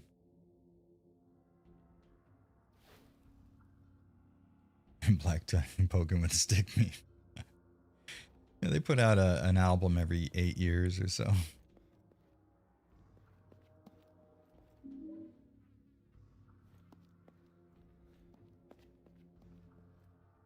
Oh shit, Jared P. Slower. Fuck. I can do that if you need to. I need to start taking shit breaks. That'll give you the time you need to make more friends. Homecoming is hilariously bad. It is. And I will not argue that you're wrong in any way. But also, it's kind of fun. It's got something going on with it. DOA Extreme Beach Volleyball, Lollipop Chainsaw, and the Buffy game. The Buffy games can be kind of fun. Okay, that's a good topic. One of my guilty pleasure games is Resident Evil Dead Aim. Everybody seems to hate it. I think it's great. Like, unironically great. You know what I mean? What else? Final Fantasy VII Dirge of Cerberus is my, for sure, guilty pleasure game. I enjoy it quite a bit, and everybody hates that one. Do Japan houses have squatty potties? Some of them do, but it's really, really old construction that has them, and you don't want to be in a building like that. Not only because you have to shit like an animal, basically, but those buildings are terrible for insulation during the winter and the summer, and a lot of the times they won't have like facilities for like a washing machine or a dryer or anything like that. So you end up having to go to a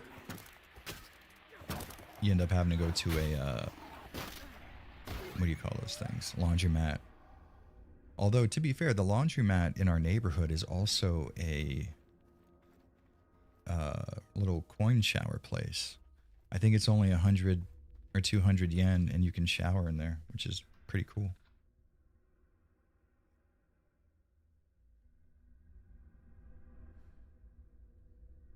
Jared, do you ever plan to play and cover the survival horror one-offs like the weird Dreamcast games, Vampire Hunter D, survival horror games, etc.? The Mean Gene. I have a series called... Oh no, that one doesn't have a name, does it? I think it's the Wild World of Resident Evil clones. I have one big, mega-sized video that's like 4 hours long on it that covers stuff like Vampire Hunter D, The Ring on the Dreamcast, and like all of those sort of like weird one-off survival horror style games. Yeah, honestly, RE6 is a really good guilty pleasure game for sure. See, all right, so Leah Sia, very interesting.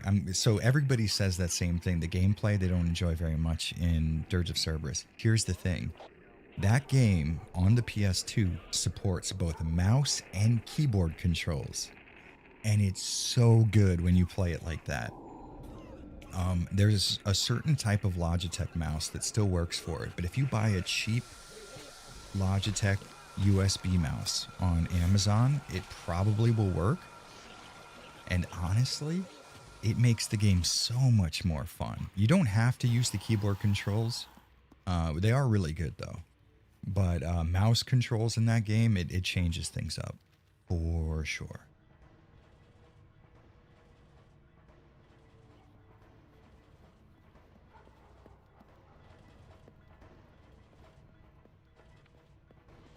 Do you still have that copy of RE6 I gave you? Yeah, for sure. I don't sell video games, so 100%. As a matter of fact, oh no. Oh, he tricked me with his evasion. I had to sell a bunch of Sega Saturn and PS2 games and a few PS1 RPGs to get here to Japan, and it tore my soul apart, dude. It was really bad. And that was the last thing I wanted to do. But it's been so fucking long since I've sold a video game outside of needing to move here. So if anybody ever gave me a video game, don't worry, I still got it. Yeah, with a mouse, exactly. Yeah, Leah Sia, it was a very old video, so please. What are your thoughts on ill? Some people are dubious of the game in the studio. You know, I honestly haven't seen too much about it to say that I'm also dubious. It looks really cool, but I haven't also seen enough to make a snap judgment either. It looks promising, and that's about probably as much as I can say about it.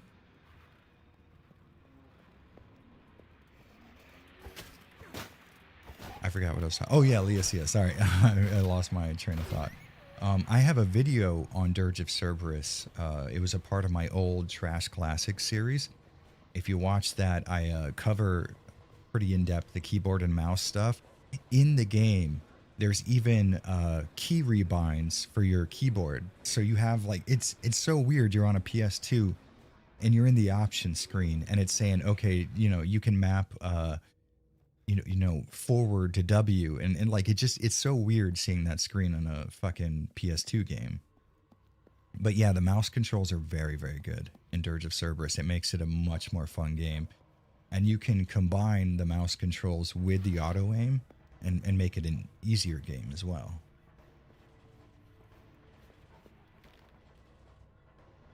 We want to go through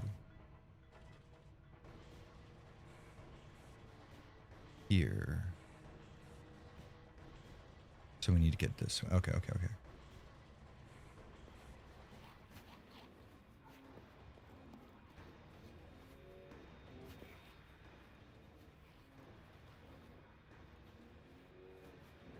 Yeah, that's a tough situation when someone ends up having to sell their fucking games to pay the bills or whatever it is. It's like, can't blame them, but fuck, you feel awful. COD Ghost campaign. I'll say this. I've always Modern Warfare 1 and 2 and Battlefield 3, I think that was the one. Those games for me, like, I never played the multiplayer. I just really enjoyed the single player campaigns. I thought they were fun. I don't really get into multiplayer first person shooters very much outside of Counter-Strike. And even then, I'm just so bad at it, it doesn't even matter. I have at least 7K worth of Sega Saturn games, honestly. Oh, so you have 4 Sega Saturn games. Those things are so fucking expensive. That's one good thing about living in Japan. Sega Saturn titles here are very cheap. And if you could read simplistic Japanese, you can make your way through a lot of the more popular ones.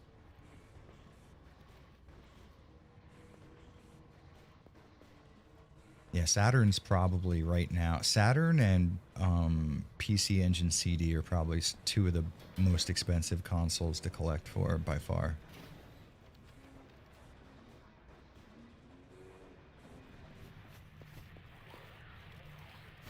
Oh, fuck. I thought the dodge roll was going to get me out of it.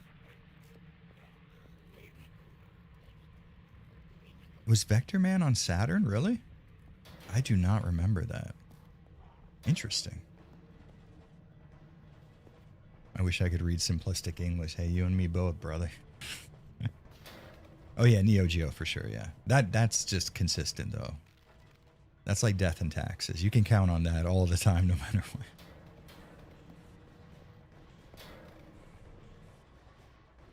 That's probably, arcade titles. That's the one platform where I have no desire to play on real hardware, which is so weird for me.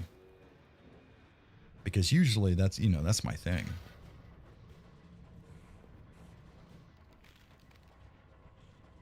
Yeah, no joke. Battlefield 3 was so good. And I had built a new computer at the time, so I was like, fuck yes, dude. I'm in the right place to enjoy this. Really impressive, Like, I'm sure multiplayer is fun in those type of games, but I just like the spectacle of those kind of 360 era, like modern warfare style first-person shooters. I would 100% be hikikomori if I was Japanese. Honestly, I'm pretty close to it. I don't leave my house very often.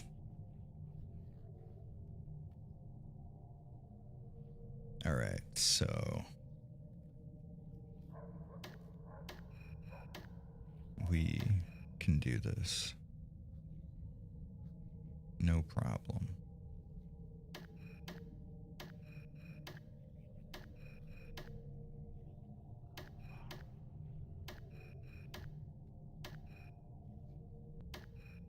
Okay, sweet. All right, okay.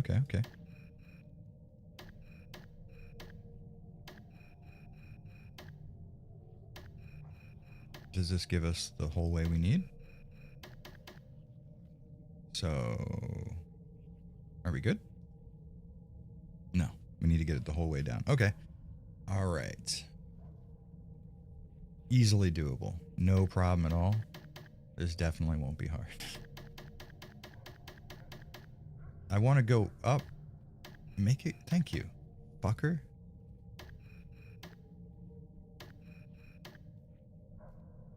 Okay, you stay there. Uh-huh. Okay. We can do this. We can do this. Okay. Boom. That's it. No, that's not. Wait, no, maybe that is it. Hold on. If you don't listen to me and go up, I swear to gosh. Yo, look who's a genius over here. This is not the kind of puzzle I associate with Silent Hill, by the way. And the Michael Bay effect. That's a really good way to put it, actually. These puzzles don't reset unless you go halfway across. You know, it's interesting you say that because I was wondering if I was going to have to try to reset it. Homecoming was bad, but it did have a certain charm to it that made me stick around to finish it. It definitely has a charm. I think that there's a bit of the original's atmosphere present here. It's, you have to ignore a lot to get to it, but it's definitely there for sure.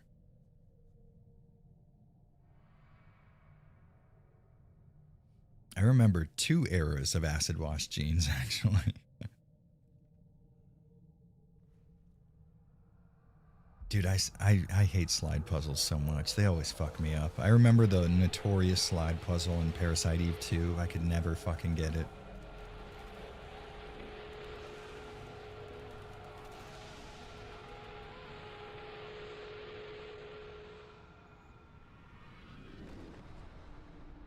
That is the most fake way anyone would ever fucking fall.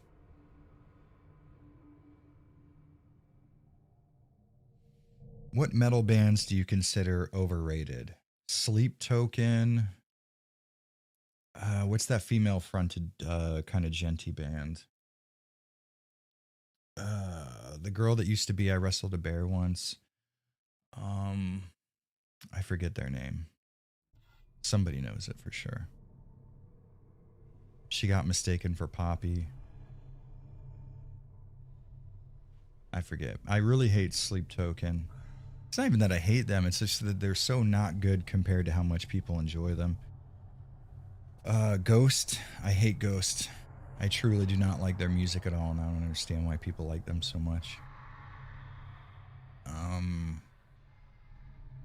I don't like Lorna Shore, and I don't like modern day deathcore that tries to be black metal, because I always enjoy the tremolo picked black metal melodies, and then they stop them to do like a deathcore breakdown. I'm like, come on, man, you were already fucking killing it. You don't have to do that. Thoughts on a Separate Ways video for RE4R, considering the additions it's made over OG RE4 version and the gaps it fills in? You know, probably not, honestly. I don't know if I've talked about this before on stream. But there's something about RE4 Remake. Like, keeping in mind, it was a really good game that I enjoyed a lot. Really solidly made. The combat was fun. The addition of the knife, honestly, was really good. But I just have... It's not just that I don't have any desire at all to replay it. I have a very... like I have like a negative bias. Like, man, I really don't want to replay that game, and I don't know why. I really don't. It's the same with Resident Evil 8, which was a really fun game that I enjoyed and had a fun campaign, but it was one of those like once was enough kind of deals. You know what I mean?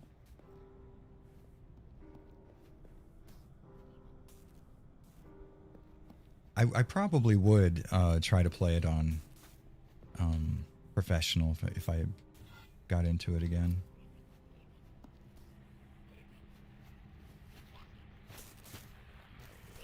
We gotta bait. There we go. We gotta bait it out. And there you have it. Nice and easy. Kind of looks like he's... Okay. So he's definitely dead, right?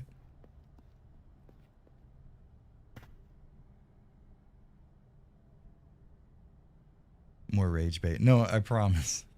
Are we talking about the RE4 take? I swear to God, that's true.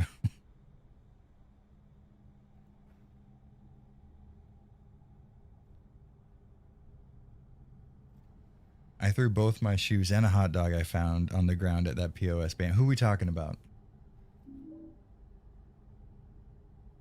Sleep token? Oh, we're talking about I wrestled a bear once. Yeah, dude, I'm so fucking happy that somebody else agrees with me on that. Dude, I wrestled a bear once is so fucking shitty, dude. Hell yes. Sorry for take. Yeah. I promise. I swear to God. I don't do this on purpose. I swear. I'm not trying to be a contrarian. These are my genuine and honest takes. I fully understand somebody thinking that's not the case, though. Man, it's so hard for me to convince people that I'm not just a cunt.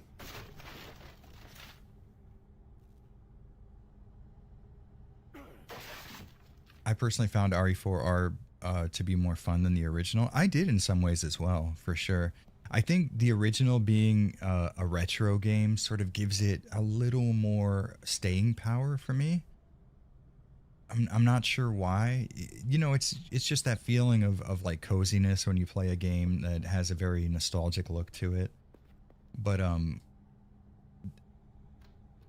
would definitely agree that there are aspects of RE4R that are just so much more well done than the original.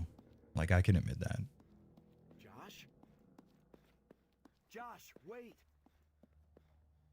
I don't even give a fuck, Josh. I'm speeding through this game. Can't stop me.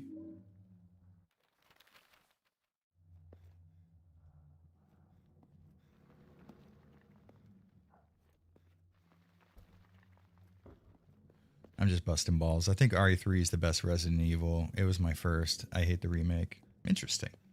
I think RE3 is probably my least favorite of the original, like, Resident Evil games, which it's still a great game. And, you know, it's just not... It's working against a pretty big fucking deficit when you have to compare to Resident Evil's 1 and 2.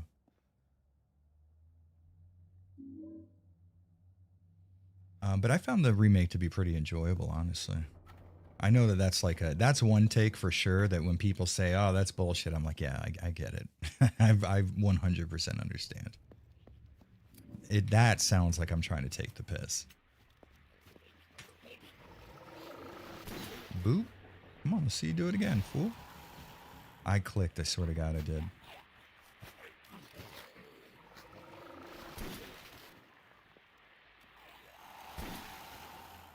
You motherfucker. I gotta aim higher, maybe? I don't know. Great, Jared. Waste all of your ammo. We're gonna restart now.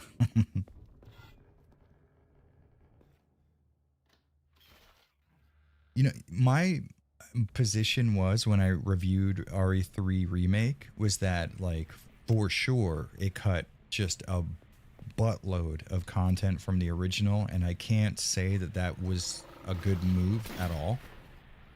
But I kind of have to, like, review it as the product that it is, and not necessarily like what it could have been had it have done X, Y, or Z. So I sort of reviewed it positively because I enjoyed the experience I had with it, and I felt that it was sort of spiritually accurate to the original in the sense that it was a very action-focused, action over survival horror type of approach. It was just way more action. The mixture of the two was definitely off compared to the original.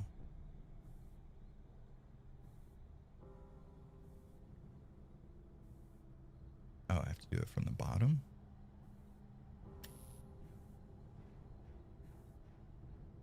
How do I select the top? Okay, there, and then you... Really? This is weird. That's okay. You select the top and the bottom. Okay, okay, okay, okay. I got it.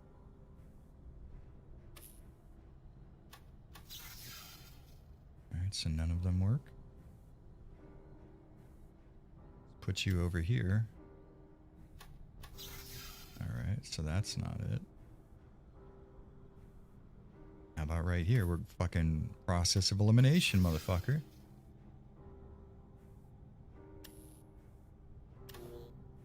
Okay, so we know that one's right. Move on to the second one.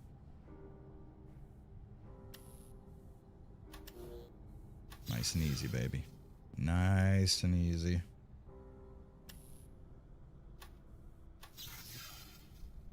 Wait, what? How did that fuck up the second one? Oh, wait, maybe that... Oh.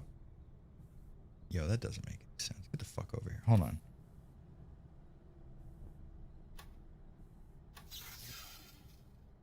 Okay. Is it moving from left to right on this end or on this end?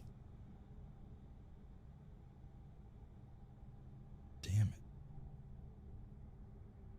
it. Okay, let's do this. What does this do?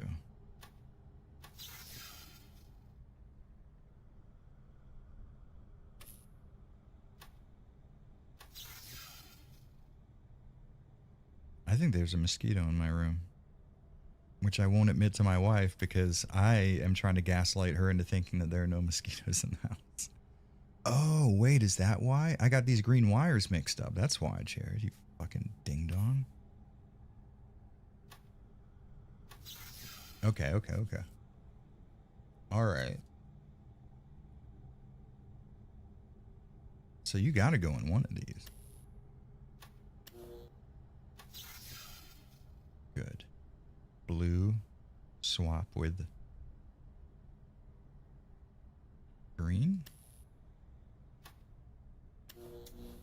Genius. Genius. Avalanche, what do you think of the RetroTink 4K Pro? Love it. It is absolutely integral to my workflow. It is the best scaler on the market, bar none. It is the most expensive, and it hurts me to say this, but it is worth every penny you fucking spend on it. It's really great for a set it and forget it kind of person where you just want to turn a game on. You don't even want to load a profile. Just keep it on the stock profile, and it will 4K scale your shit to just an incredible level. But if you do want to do some tweaking, it lets you get in there and alter some very fucking fundamental settings. It is just an incredible piece of tech. It also works with any HDMI mods you may have for your console, so that when that console turns on, it sends a signal to the Tink 4K to load a very specific optimized profile for it. I mean, it's an incredible piece of hardware. I think if you're into retro video scaling, it is the Lamborghini of scalers. It's the best thing. It's not the most necessary thing to have, but if you do have it, you are very, very happy with that purchase.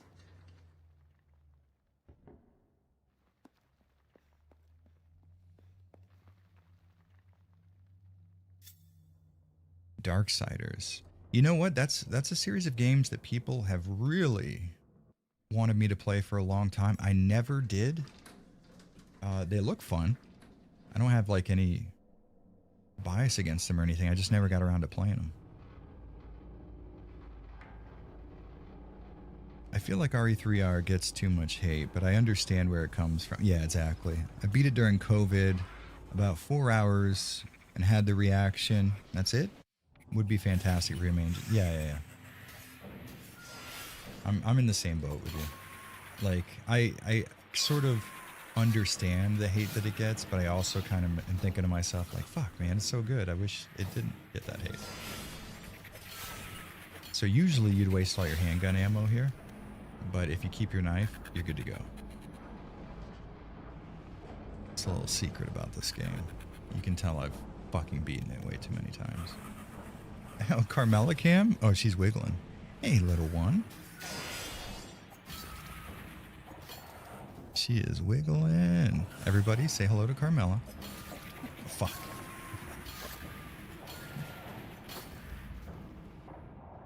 She's in a very active mood. This man, that fucking kitten loves to play more than any cat I've ever seen in my life. She wants to play 24/7 and she wants you to chase her. It's so cute.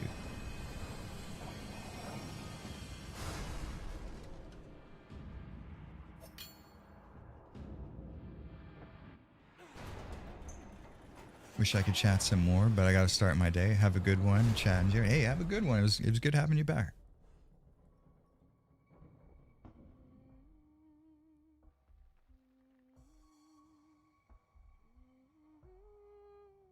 Just finished Crow Country. What a game. Can't wait to see what that developer does next. Oh, it's so good. It is so fucking good. You know what really makes me depressed is that the developers of Crow Country, I think they confirmed that their next game isn't going to be survival horror, and I'm just like, oh, but why not?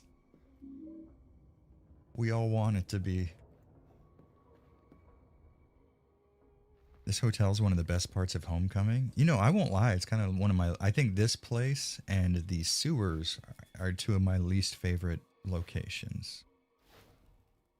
I think the reason why is I get to this spot... When I have to record footage for Homecoming in a video where Homecoming isn't the main, like, focus of the video, I usually end up getting to this hotel part and I want to finish it to get, like, a nice variety of footage. Josh, are you in there? But No one comes to visit anymore. I have to play through it, you know, in its different forms and its different ports, and it kind of... Who are you? It's annoying to play through this section so many times like that. I could remember.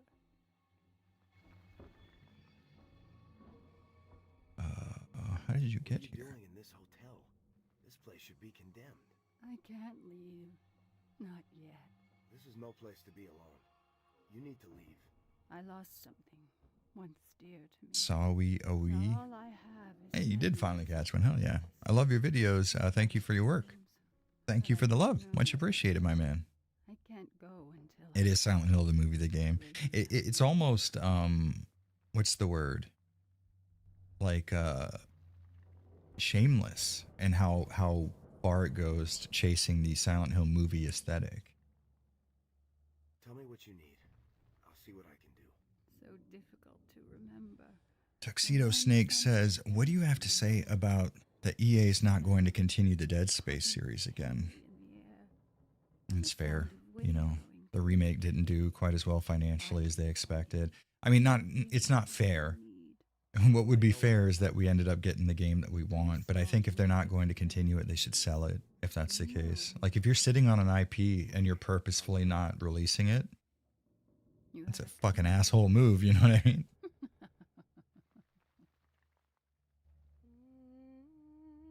I think 4 has a much better story, but Origins is so much more fun to play. Origins was, like, I think Origins is probably the most Silent Hill playing SH game in the post Team Silent era, for sure.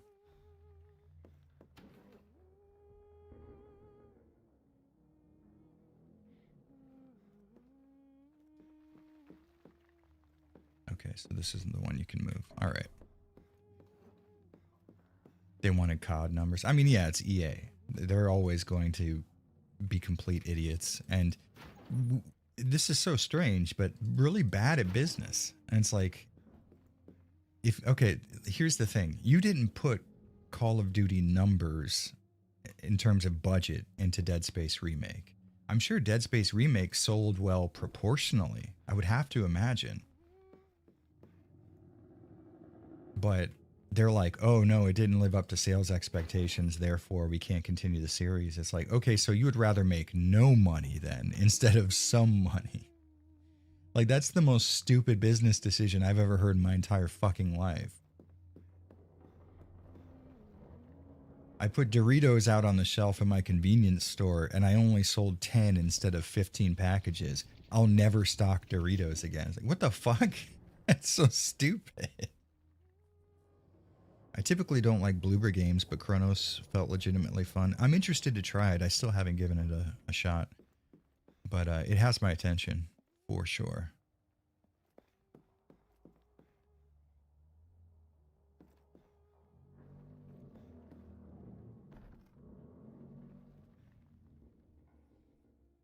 Picking a game that perfectly holds up today and remaking it is a waste of money unless you sell it to the masses of fanboys, which DS franchise doesn't have. See, I disagree. I think remakes are great. And you know, the thing was is Dead Space was made like fucking a decade ago. I feel like that's a fair enough. Not only that, it is there's context to it, right? Not only was Dead Space made a very long time ago, but the amount of progress that we have made technologically in terms of video output, performance, lighting, things of that nature. I think we've made enough gains in that realm to justify remaking Dead Space, especially because the Dead Space remake was a fucking powerhouse in terms of visuals. Now, you could also argue it was very annoying that it stuttered as badly as it did, and you would be correct. But I do think that it was a beautiful game, and it played better than the original. Like, without a doubt in my mind. I truly can say that with zero fucking irony, because it felt more like a singular location you were working your way through organically, as opposed to a mission-based move here, now move there, now go do this, now to go do that. It felt like more like a survival horror game. Honestly, it felt kind of like a Metroidvania game in a lot of ways, in the way that the progression was structured, which I think really benefits Dead Space's original game design. Oh look, the frame rate died. Do you think the bugs make the frame rate just go to shit?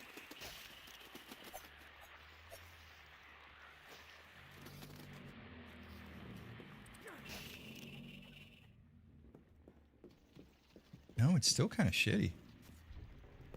Wow. I wonder what's making the frame rate be an asshole.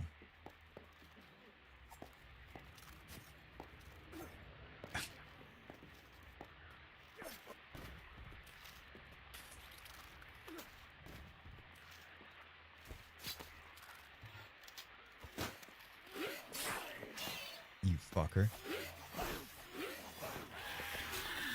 Oh shit. No. Oh, you fucker. You fucker of mothers.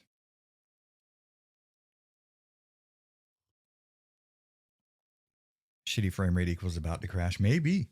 You might be right. Hardest enemy in the game. Yeah. There's something about the second introduction of the nurses. You're used to fighting them in the nightmare sequence, and they are not the same. We have to do this again? Or you come on. Are you in there? Yeah. Who are you? I wish I could. This nurse has its own unique AI. Is that true? I believe that 100%, by the way. Here all alone. I have zero fucking questions about that. Them. You can understand, can't you? It's hard to watch something die. Tell me what you need. I'll see what I can do. At least there's no Souls-like gameplay in Homecoming. The warmth Had it have been made of the smell a few years later, it would have had it for sure. and the sound Yeah, of it's more aggressive. Yeah, you can tell. It's interesting because that nurse gets everybody too. give you what you need. I've watched other people play this game before, and this one got it as well. Small windows of better days. Ah, that's why it's a nurse practitioner. It's an upgrade. I'll look around. That's so interesting to know that. That's dope as hell. A kind voice. It's nice to have an explanation behind the hell that everybody goes through with that fucking nurse. Now, because I don't remember anything that we have gotten, we have to do this and go through the whole shebang again.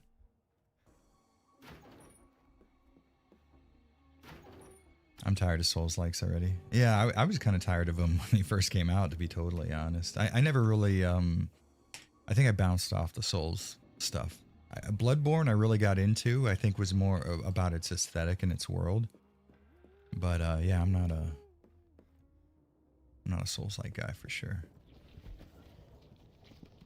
But I will say, I think the fans of the Souls-like genre are probably treated the best out of everybody else. You guys keep getting games, and they keep being relatively high quality, which it's like, fuck, man, good for you. Wish it was me.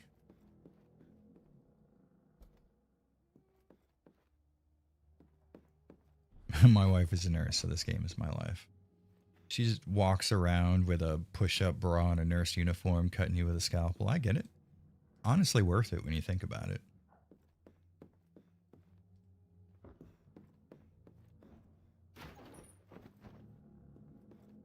I'm waiting on just one Souls-like dual corp. It has a very unique look.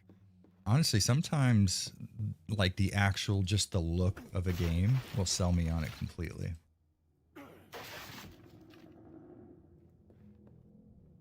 I need to take a shower and my beard is itching me, and that's when I know it's time. Also, it's fucking cold and dry right now in Tokyo, so even if I took a shower right now, as soon as I got out, my skin would be so dry it'd itch like a motherfucker.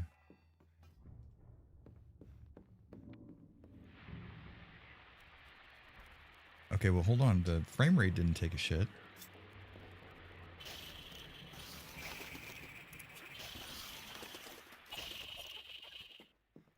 Okay.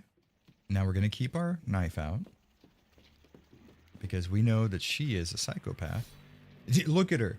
She's trying to stab me from 10 feet away. We're going to fucking take our hits where we can get them, gentlemen.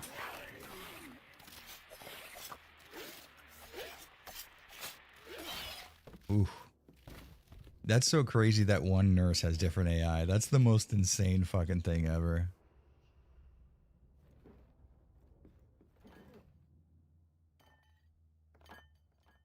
I bet I can wash it off. Watch. I'm the most competitive motherfucker on earth. I stay washing shit off.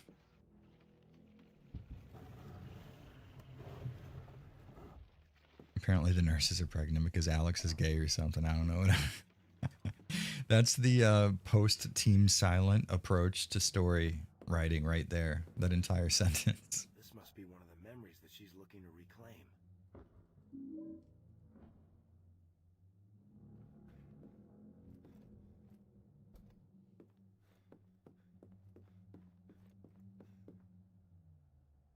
Can I have my dog back? You said if I donated you would give him back. I know the algorithm has been unfair lately, but taking people's pets still isn't the answer. Hey, what's up? Sophia Nards, what's going on? I will be very honest with you. I gave the dog to somebody else. I'm not going to say they were a puppy mill, so I'm not going to say anything at all. How you been?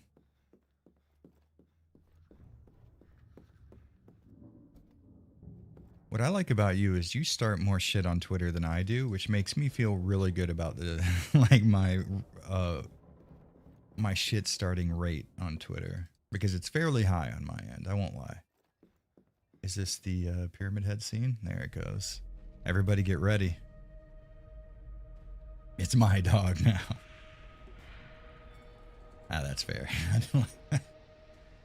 It was really and truly it was the principle of the matter for you. Oh, I'm so sorry. I didn't even say thank you. Thank you so much for the $10. I heard the text to speech and I just thought I read that comment myself. And listen, I disagree with him being in this game, obviously, but it is kind of hard to argue that that's not a very fucking cool looking pyramid head, right? I mean, that looks pretty dope.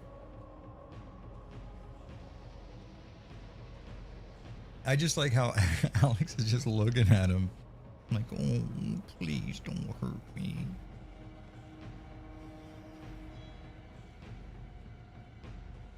I like the pause before he moves. I like the stilted, almost like pain-drenched movements of him.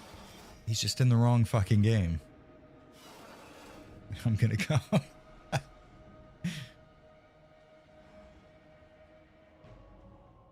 rescue reviews. Oh, speaking of which, oh no, bugs. Me and Josine are looking to adopt a cat from a rescue place here in Tokyo. We're currently in talks with the woman who owns it, and I think we might have a second little bundle of joy running around the house. Because Carmela, I think she just really wants someone to play with all day. Like I was saying, she's constantly wanting to play, and she wants you to chase her. And I feel like if she had a little kitten friend, man, those two would be chasing each other around the house nonstop. He got teleported in from Silent Hill too, from James's psyche specifically too. Like if you're in a certain proximity to James. Okay, I don't think there's anything we haven't checked here right now. Everything's good. Off we go. Okay, no, never mind. Disregard. This is what I'm trying to do right here, if you guys get my drift. I think some of you might.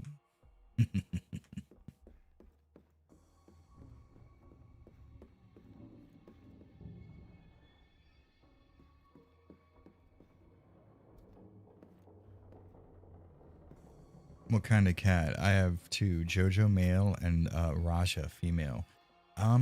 At the moment, we were looking at a ragdoll because Carmela's a ragdoll as well, and they had a ragdoll up for adoption. But I don't think that she is available anymore. Or he, I'm sorry. So we're just kind of talking with her, seeing what she has. She has an Instagram page for her adoption service, and she has some of the cats listed there. So we're kind of talking back and forth, and we're in the process of feeling it out. But we're not really sure yet. I guess what we're waiting for is to see a cat and just have it kind of like imprint on us. You know what I mean? When you go to a place and get an animal and you just immediately know that's the one, that's the kind of moment we're waiting for. Because that's how it was when we got Carmela.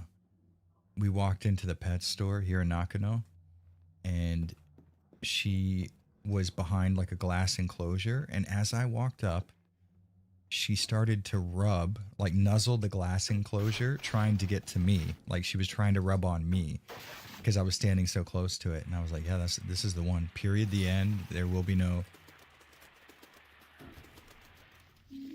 Okay, I'm going to need it because I'm being attacked during this fucking cutscene. All right.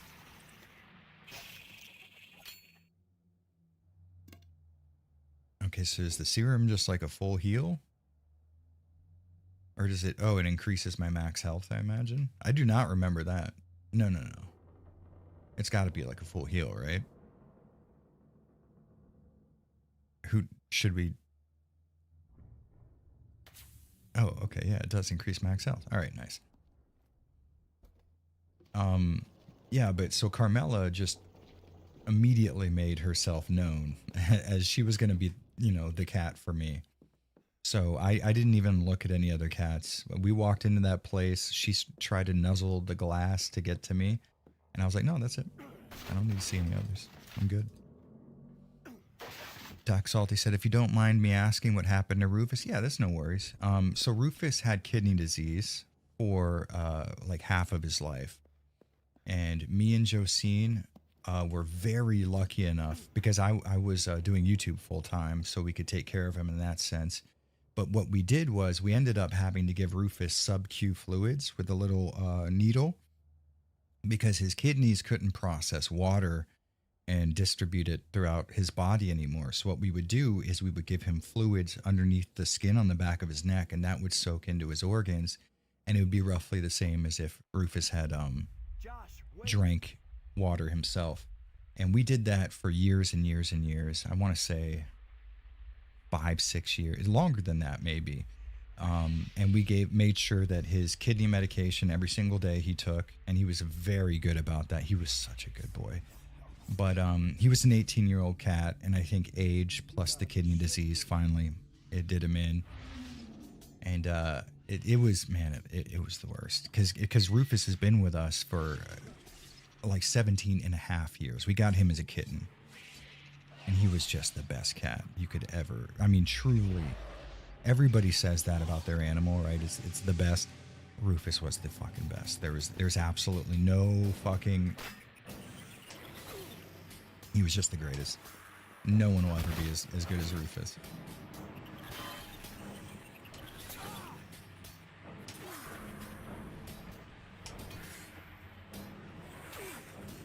I wish I could hit you.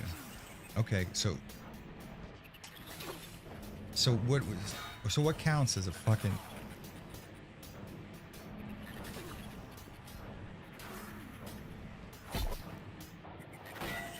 You should use a gun against this guy, but I just end up doing this every time, and I don't know why. It's like you want to get good at it. All right, hold on. It's like I'm good at blocking it, but I don't want to block it. I want to fucking asshole. Anyways, yeah, Rufus ended up dying, and it was awful. But we were kind of the opinion, it's like, man, we had him for just 18 beautiful, wonderful years. So, you know, obviously we were sad to finally not be with him anymore, but then he was the best, absolute best cat you could ever hope for. So we were happy to have ever had him in the first place.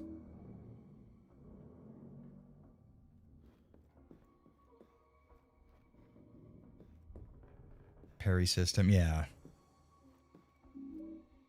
Or at least for the dodge to have some sort of iframes so that it actually worked. Because the way the dodge works here is it's like, it just moves your hitbox. It doesn't make it so that you can't be hit. Yes, I used the axe against that monster specifically, and I could not tell you why. I'm stupid. It's just one of those things. I should be shooting him, to be honest with you. Let's try the pipe. How about that? Yo!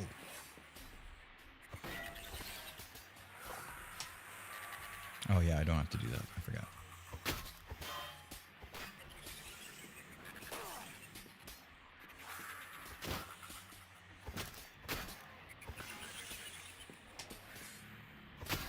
Okay, maybe that's the timing. Okay, all right. So I'm getting the timing for the block pretty well done. You know what it is? I have to wait for that right hand attack. That'll do it. Or left hand, sorry. But if I miss it, though, that's going to happen. I do this every time. I just want to, like, I feel like there's a way to fight these things that I'm not getting right. Every time I do this. I never...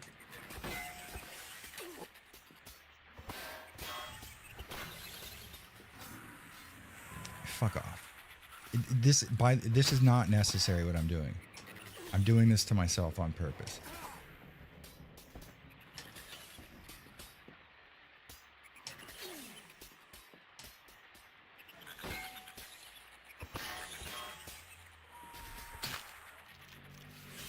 I don't know what put him in a position where I was able to do that. I'm going to be really honest with you.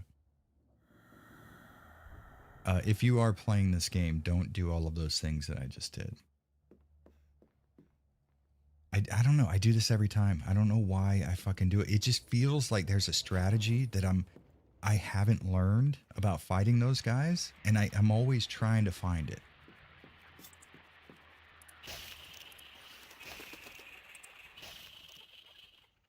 Eat boot.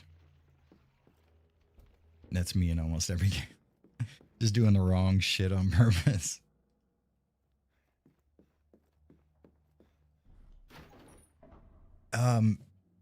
What is it? Goddamn, 120 people in here. Thank you all so much for coming. Could I ask you to do me a favor? Could you hit that like button for me, please, so that YouTube understands that I still exist as a channel? Because right now, they are not respecting my right to exist very well.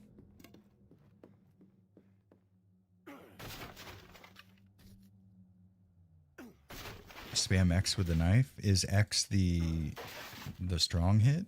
Because I will definitely try that out.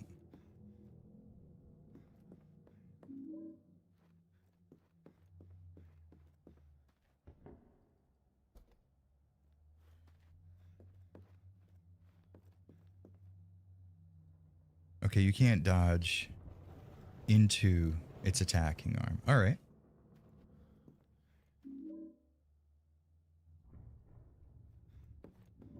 So now I want another one to come through so I can fuck with it. Did we go through here? No, we have not.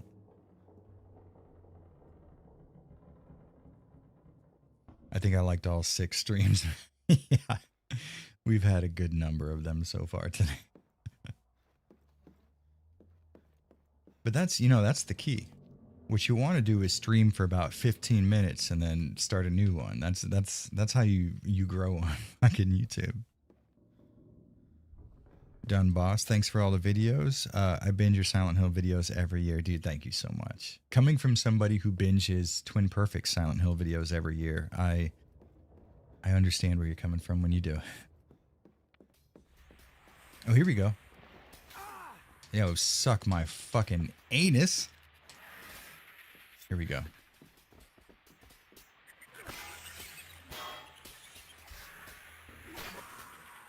Oh. Okay, that person wasn't lying. Okay, let's do the fast attack. No? Okay, that doesn't work.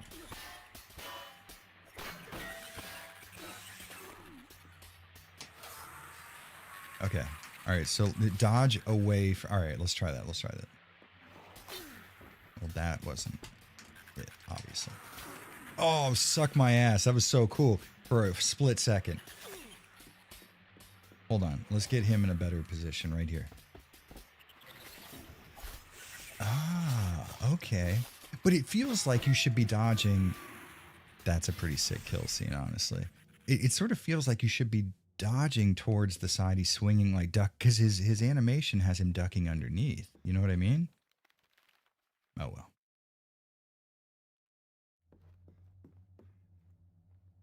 Did we?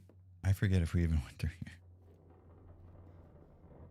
Okay, basic knife attack. Yeah. It was working for a bit, for sure. I just wanted to I want to do better against those guys. And every time I fight them, I try to so hard. Because I'm what doctors call a big old dummy. I think I found all the memories that woman is looking for. I should give them back to her. Yeah, or what we could do is ransom them so that she has to pay us in order to get them back. They seem to have emotional value.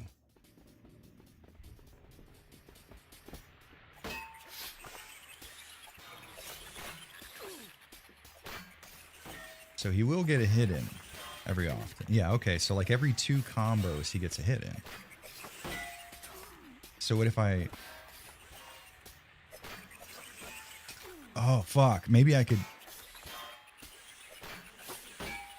Ah, I'm trying to dodge it so bad. You fuck. Okay.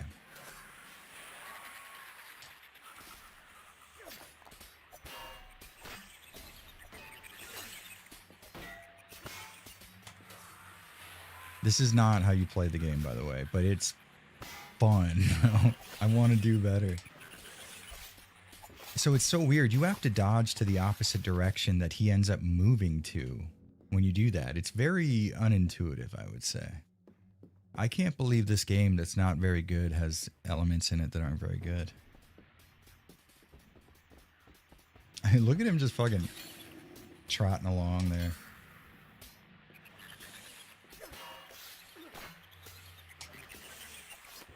That was it. That's what did it. Was that Mean Gene that said that? That was fucking good advice, Mean Gene. That was the key that we were missing. He dodges to the opposite direction. It fucks me up so bad, but it works.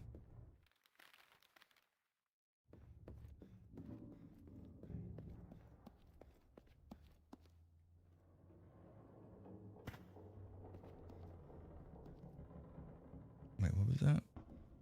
Was there a thing? Oh, it was just that prompt. Okay. Yeah, what do we got? Bring it. Does this one have the aggressive AI as well? Let's find out.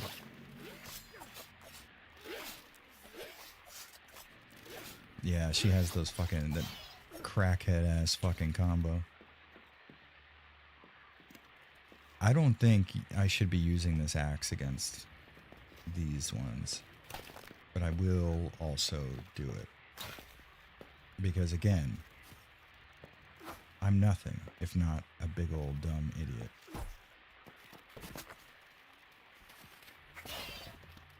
Pretty cool.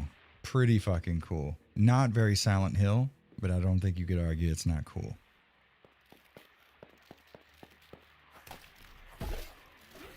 Okay, yeah, she's gonna hit me in between that. All right, yeah.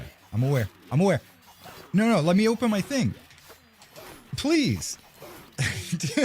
No. You fuck.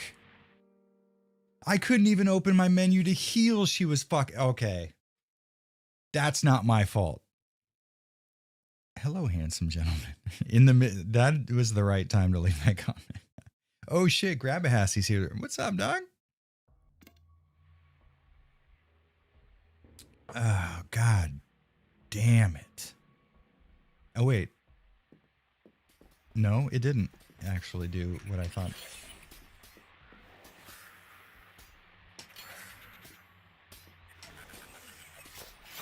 I can't believe I was missing that single part of the strategy. That's what I was waiting for. That's what I thought I would get. Yeah, look at that. How stupid do you feel right now, idiot?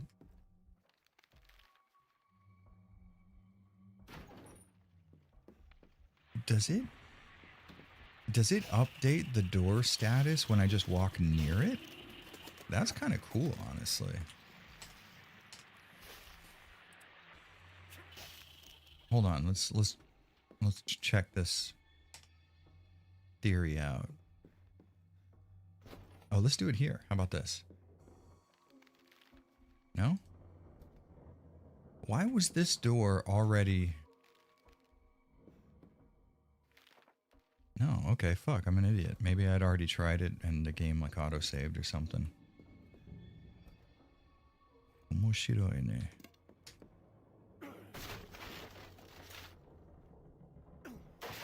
Yeah, bitch, I've been here. Oh, really? Got back from a movie marathon. What are we watching? Anything good? Hey, Jared, my best friend from high school left the U.S., got smuggled into Syria, and became a top-ranked American turned ISIS insurgent. Is it weird that I feel like I've done nothing with my life because... I mean, that's... Listen, when you want to accomplish something and you want people to recognize it, it's hard to do better than that. I mean, listen, being top ranked at anything is pretty incredible when you think about it.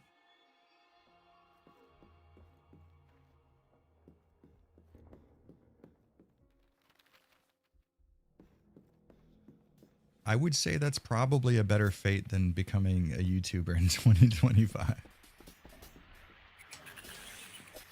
Dude, I can't believe how much easier combat with these fucking assholes is if you remember that you have to dodge to the opposite direction that you're going to even dodge in. I mean, it's just insane how much easier it makes things. Mean Gene, thank you so much for that.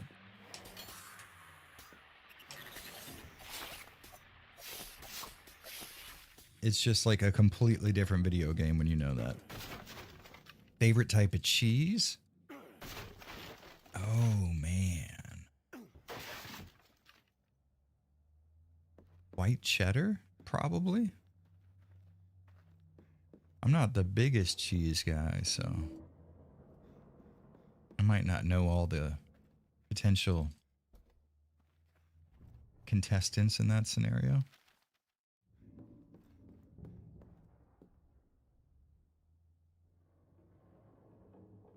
Man, I want to watch that Chainsaw Man movie so bad. I keep seeing GIFs for it on Twitter, and I have to, like, not look at them and scroll past real quick. So Badlands was good. It was looking like it was going to be kind of awful, honestly. That's good to hear. Mr. Stabby, stabbing the night away. Yeah, precise. That's me. Old Mr. Stabby, going at it. I think I found all the memories that woman is looking for. I should give them back to her. Thanks, Alex. I'm glad you told me that.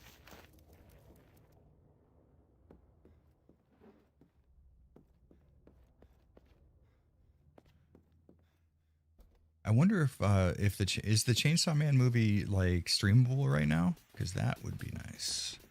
That would be a cool thing to watch tonight. Actually, I'm in the movie watching mood. Dickhead.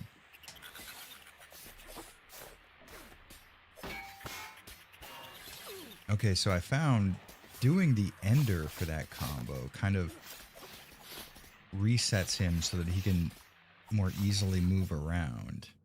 So maybe I just mash the light attack and then I'm good.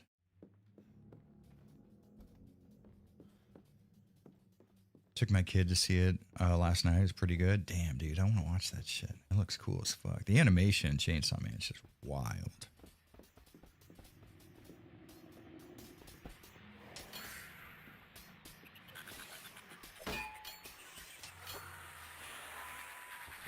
I hate it when the player character speaks their thoughts like that so much. I do too. I think that there's a better way to handle that. Like, I mean, if you know that you're looking for 3 memories and you've like exhausted every other place on the map, it's like, come on, we don't need that at all. But it's a modern video game to a degree, so it's to be expected.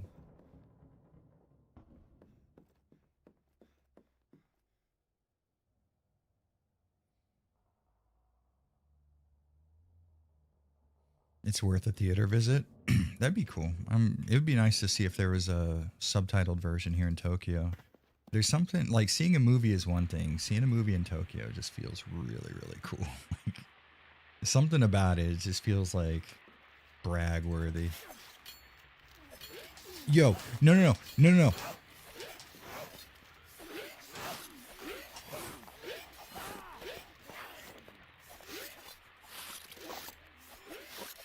So, like, what is the fucking proposed strategy for that scenario, you fucking asshole? Christ, my balls are in my throat right now.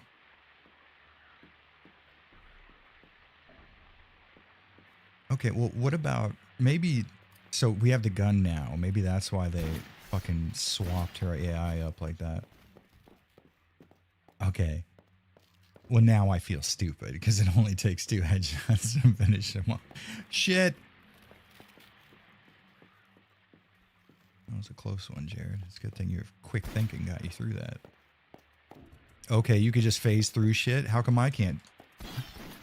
Yo, he wasn't fucking... You guys heard me clicking. Alex wasn't shooting. My man shoots blanks. We got to go through here and then out this side and then back down. Yes.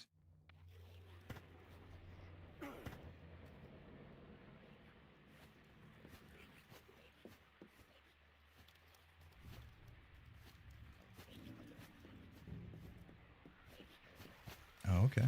I can fuck with you.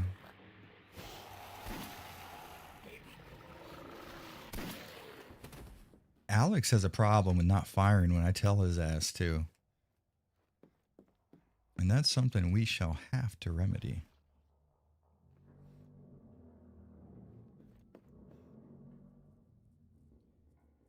Chili Cheese J said, I asked a question about playing Silent Hill 3 from the site he shared earlier, and those don't show. Oh, really? Okay, so here's what I would do. Chili Cheese J. So Rohan Carr on Twitter, go to that site that I linked. I don't believe it's in this chat, is it? Fuck. I can't alt tab out of here, but find Rohan Carr on archive.org He has a repacked version of Silent Hill 3, which is DRM free, and it's a portable install. Very good stuff. Go to the PC Gaming Wiki for Silent Hill 3. I don't remember. I believe Rohan repacked Silent Hill 3 with a lot of the fixes in it, so try to play the game first. But if it doesn't work, if it's giving you problems, go to the PC Gaming Wiki. Do that for any time you play an old game. PC Gaming Wiki is the place to go. But go to PC Gaming Wiki, Silent Hill 3, find any fixes and download them from there. But I want to say that Rohan actually included the enhanced fixes with his repack. I'm not 100% though. I can't look it up at the moment. Because if I alt-tab out of this game, it will make it so that my cursor doesn't get constrained to the window. It might be the settings being on top message. No, I have everything on live. So I don't know why. Somebody else was saying that their chat didn't go through, and it was about, I forgot what they were talking about. Oh, look who it is, old Ding Dong.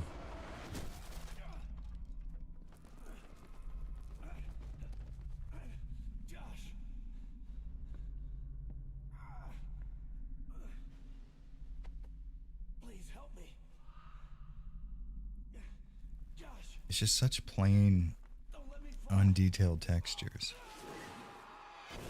Hey, here's a question, Alex. You're a grown fucking man. Why do you need a child to help you?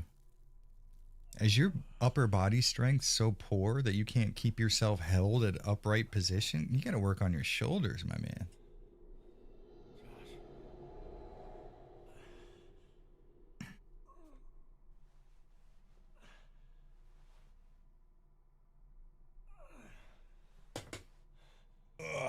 You know what? I think we're going to call it for the day. Young boys and girls. My throat is fatigued. I've been talking too much shit during this stream.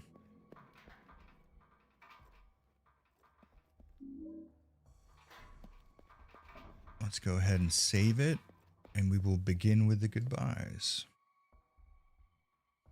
We should develop a tradition when we end streams, like a song I have to sing or something.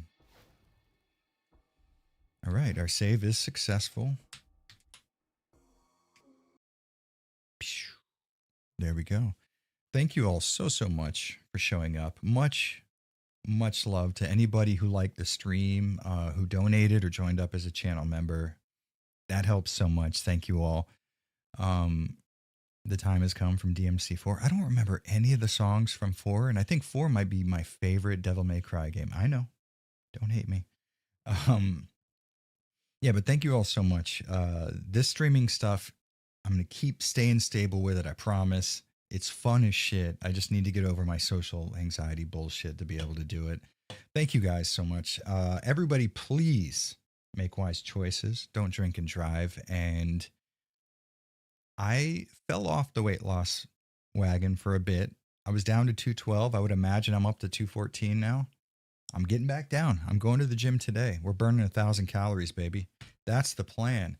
Thank you all so much. Everybody have a good one. I love you. Goodbye.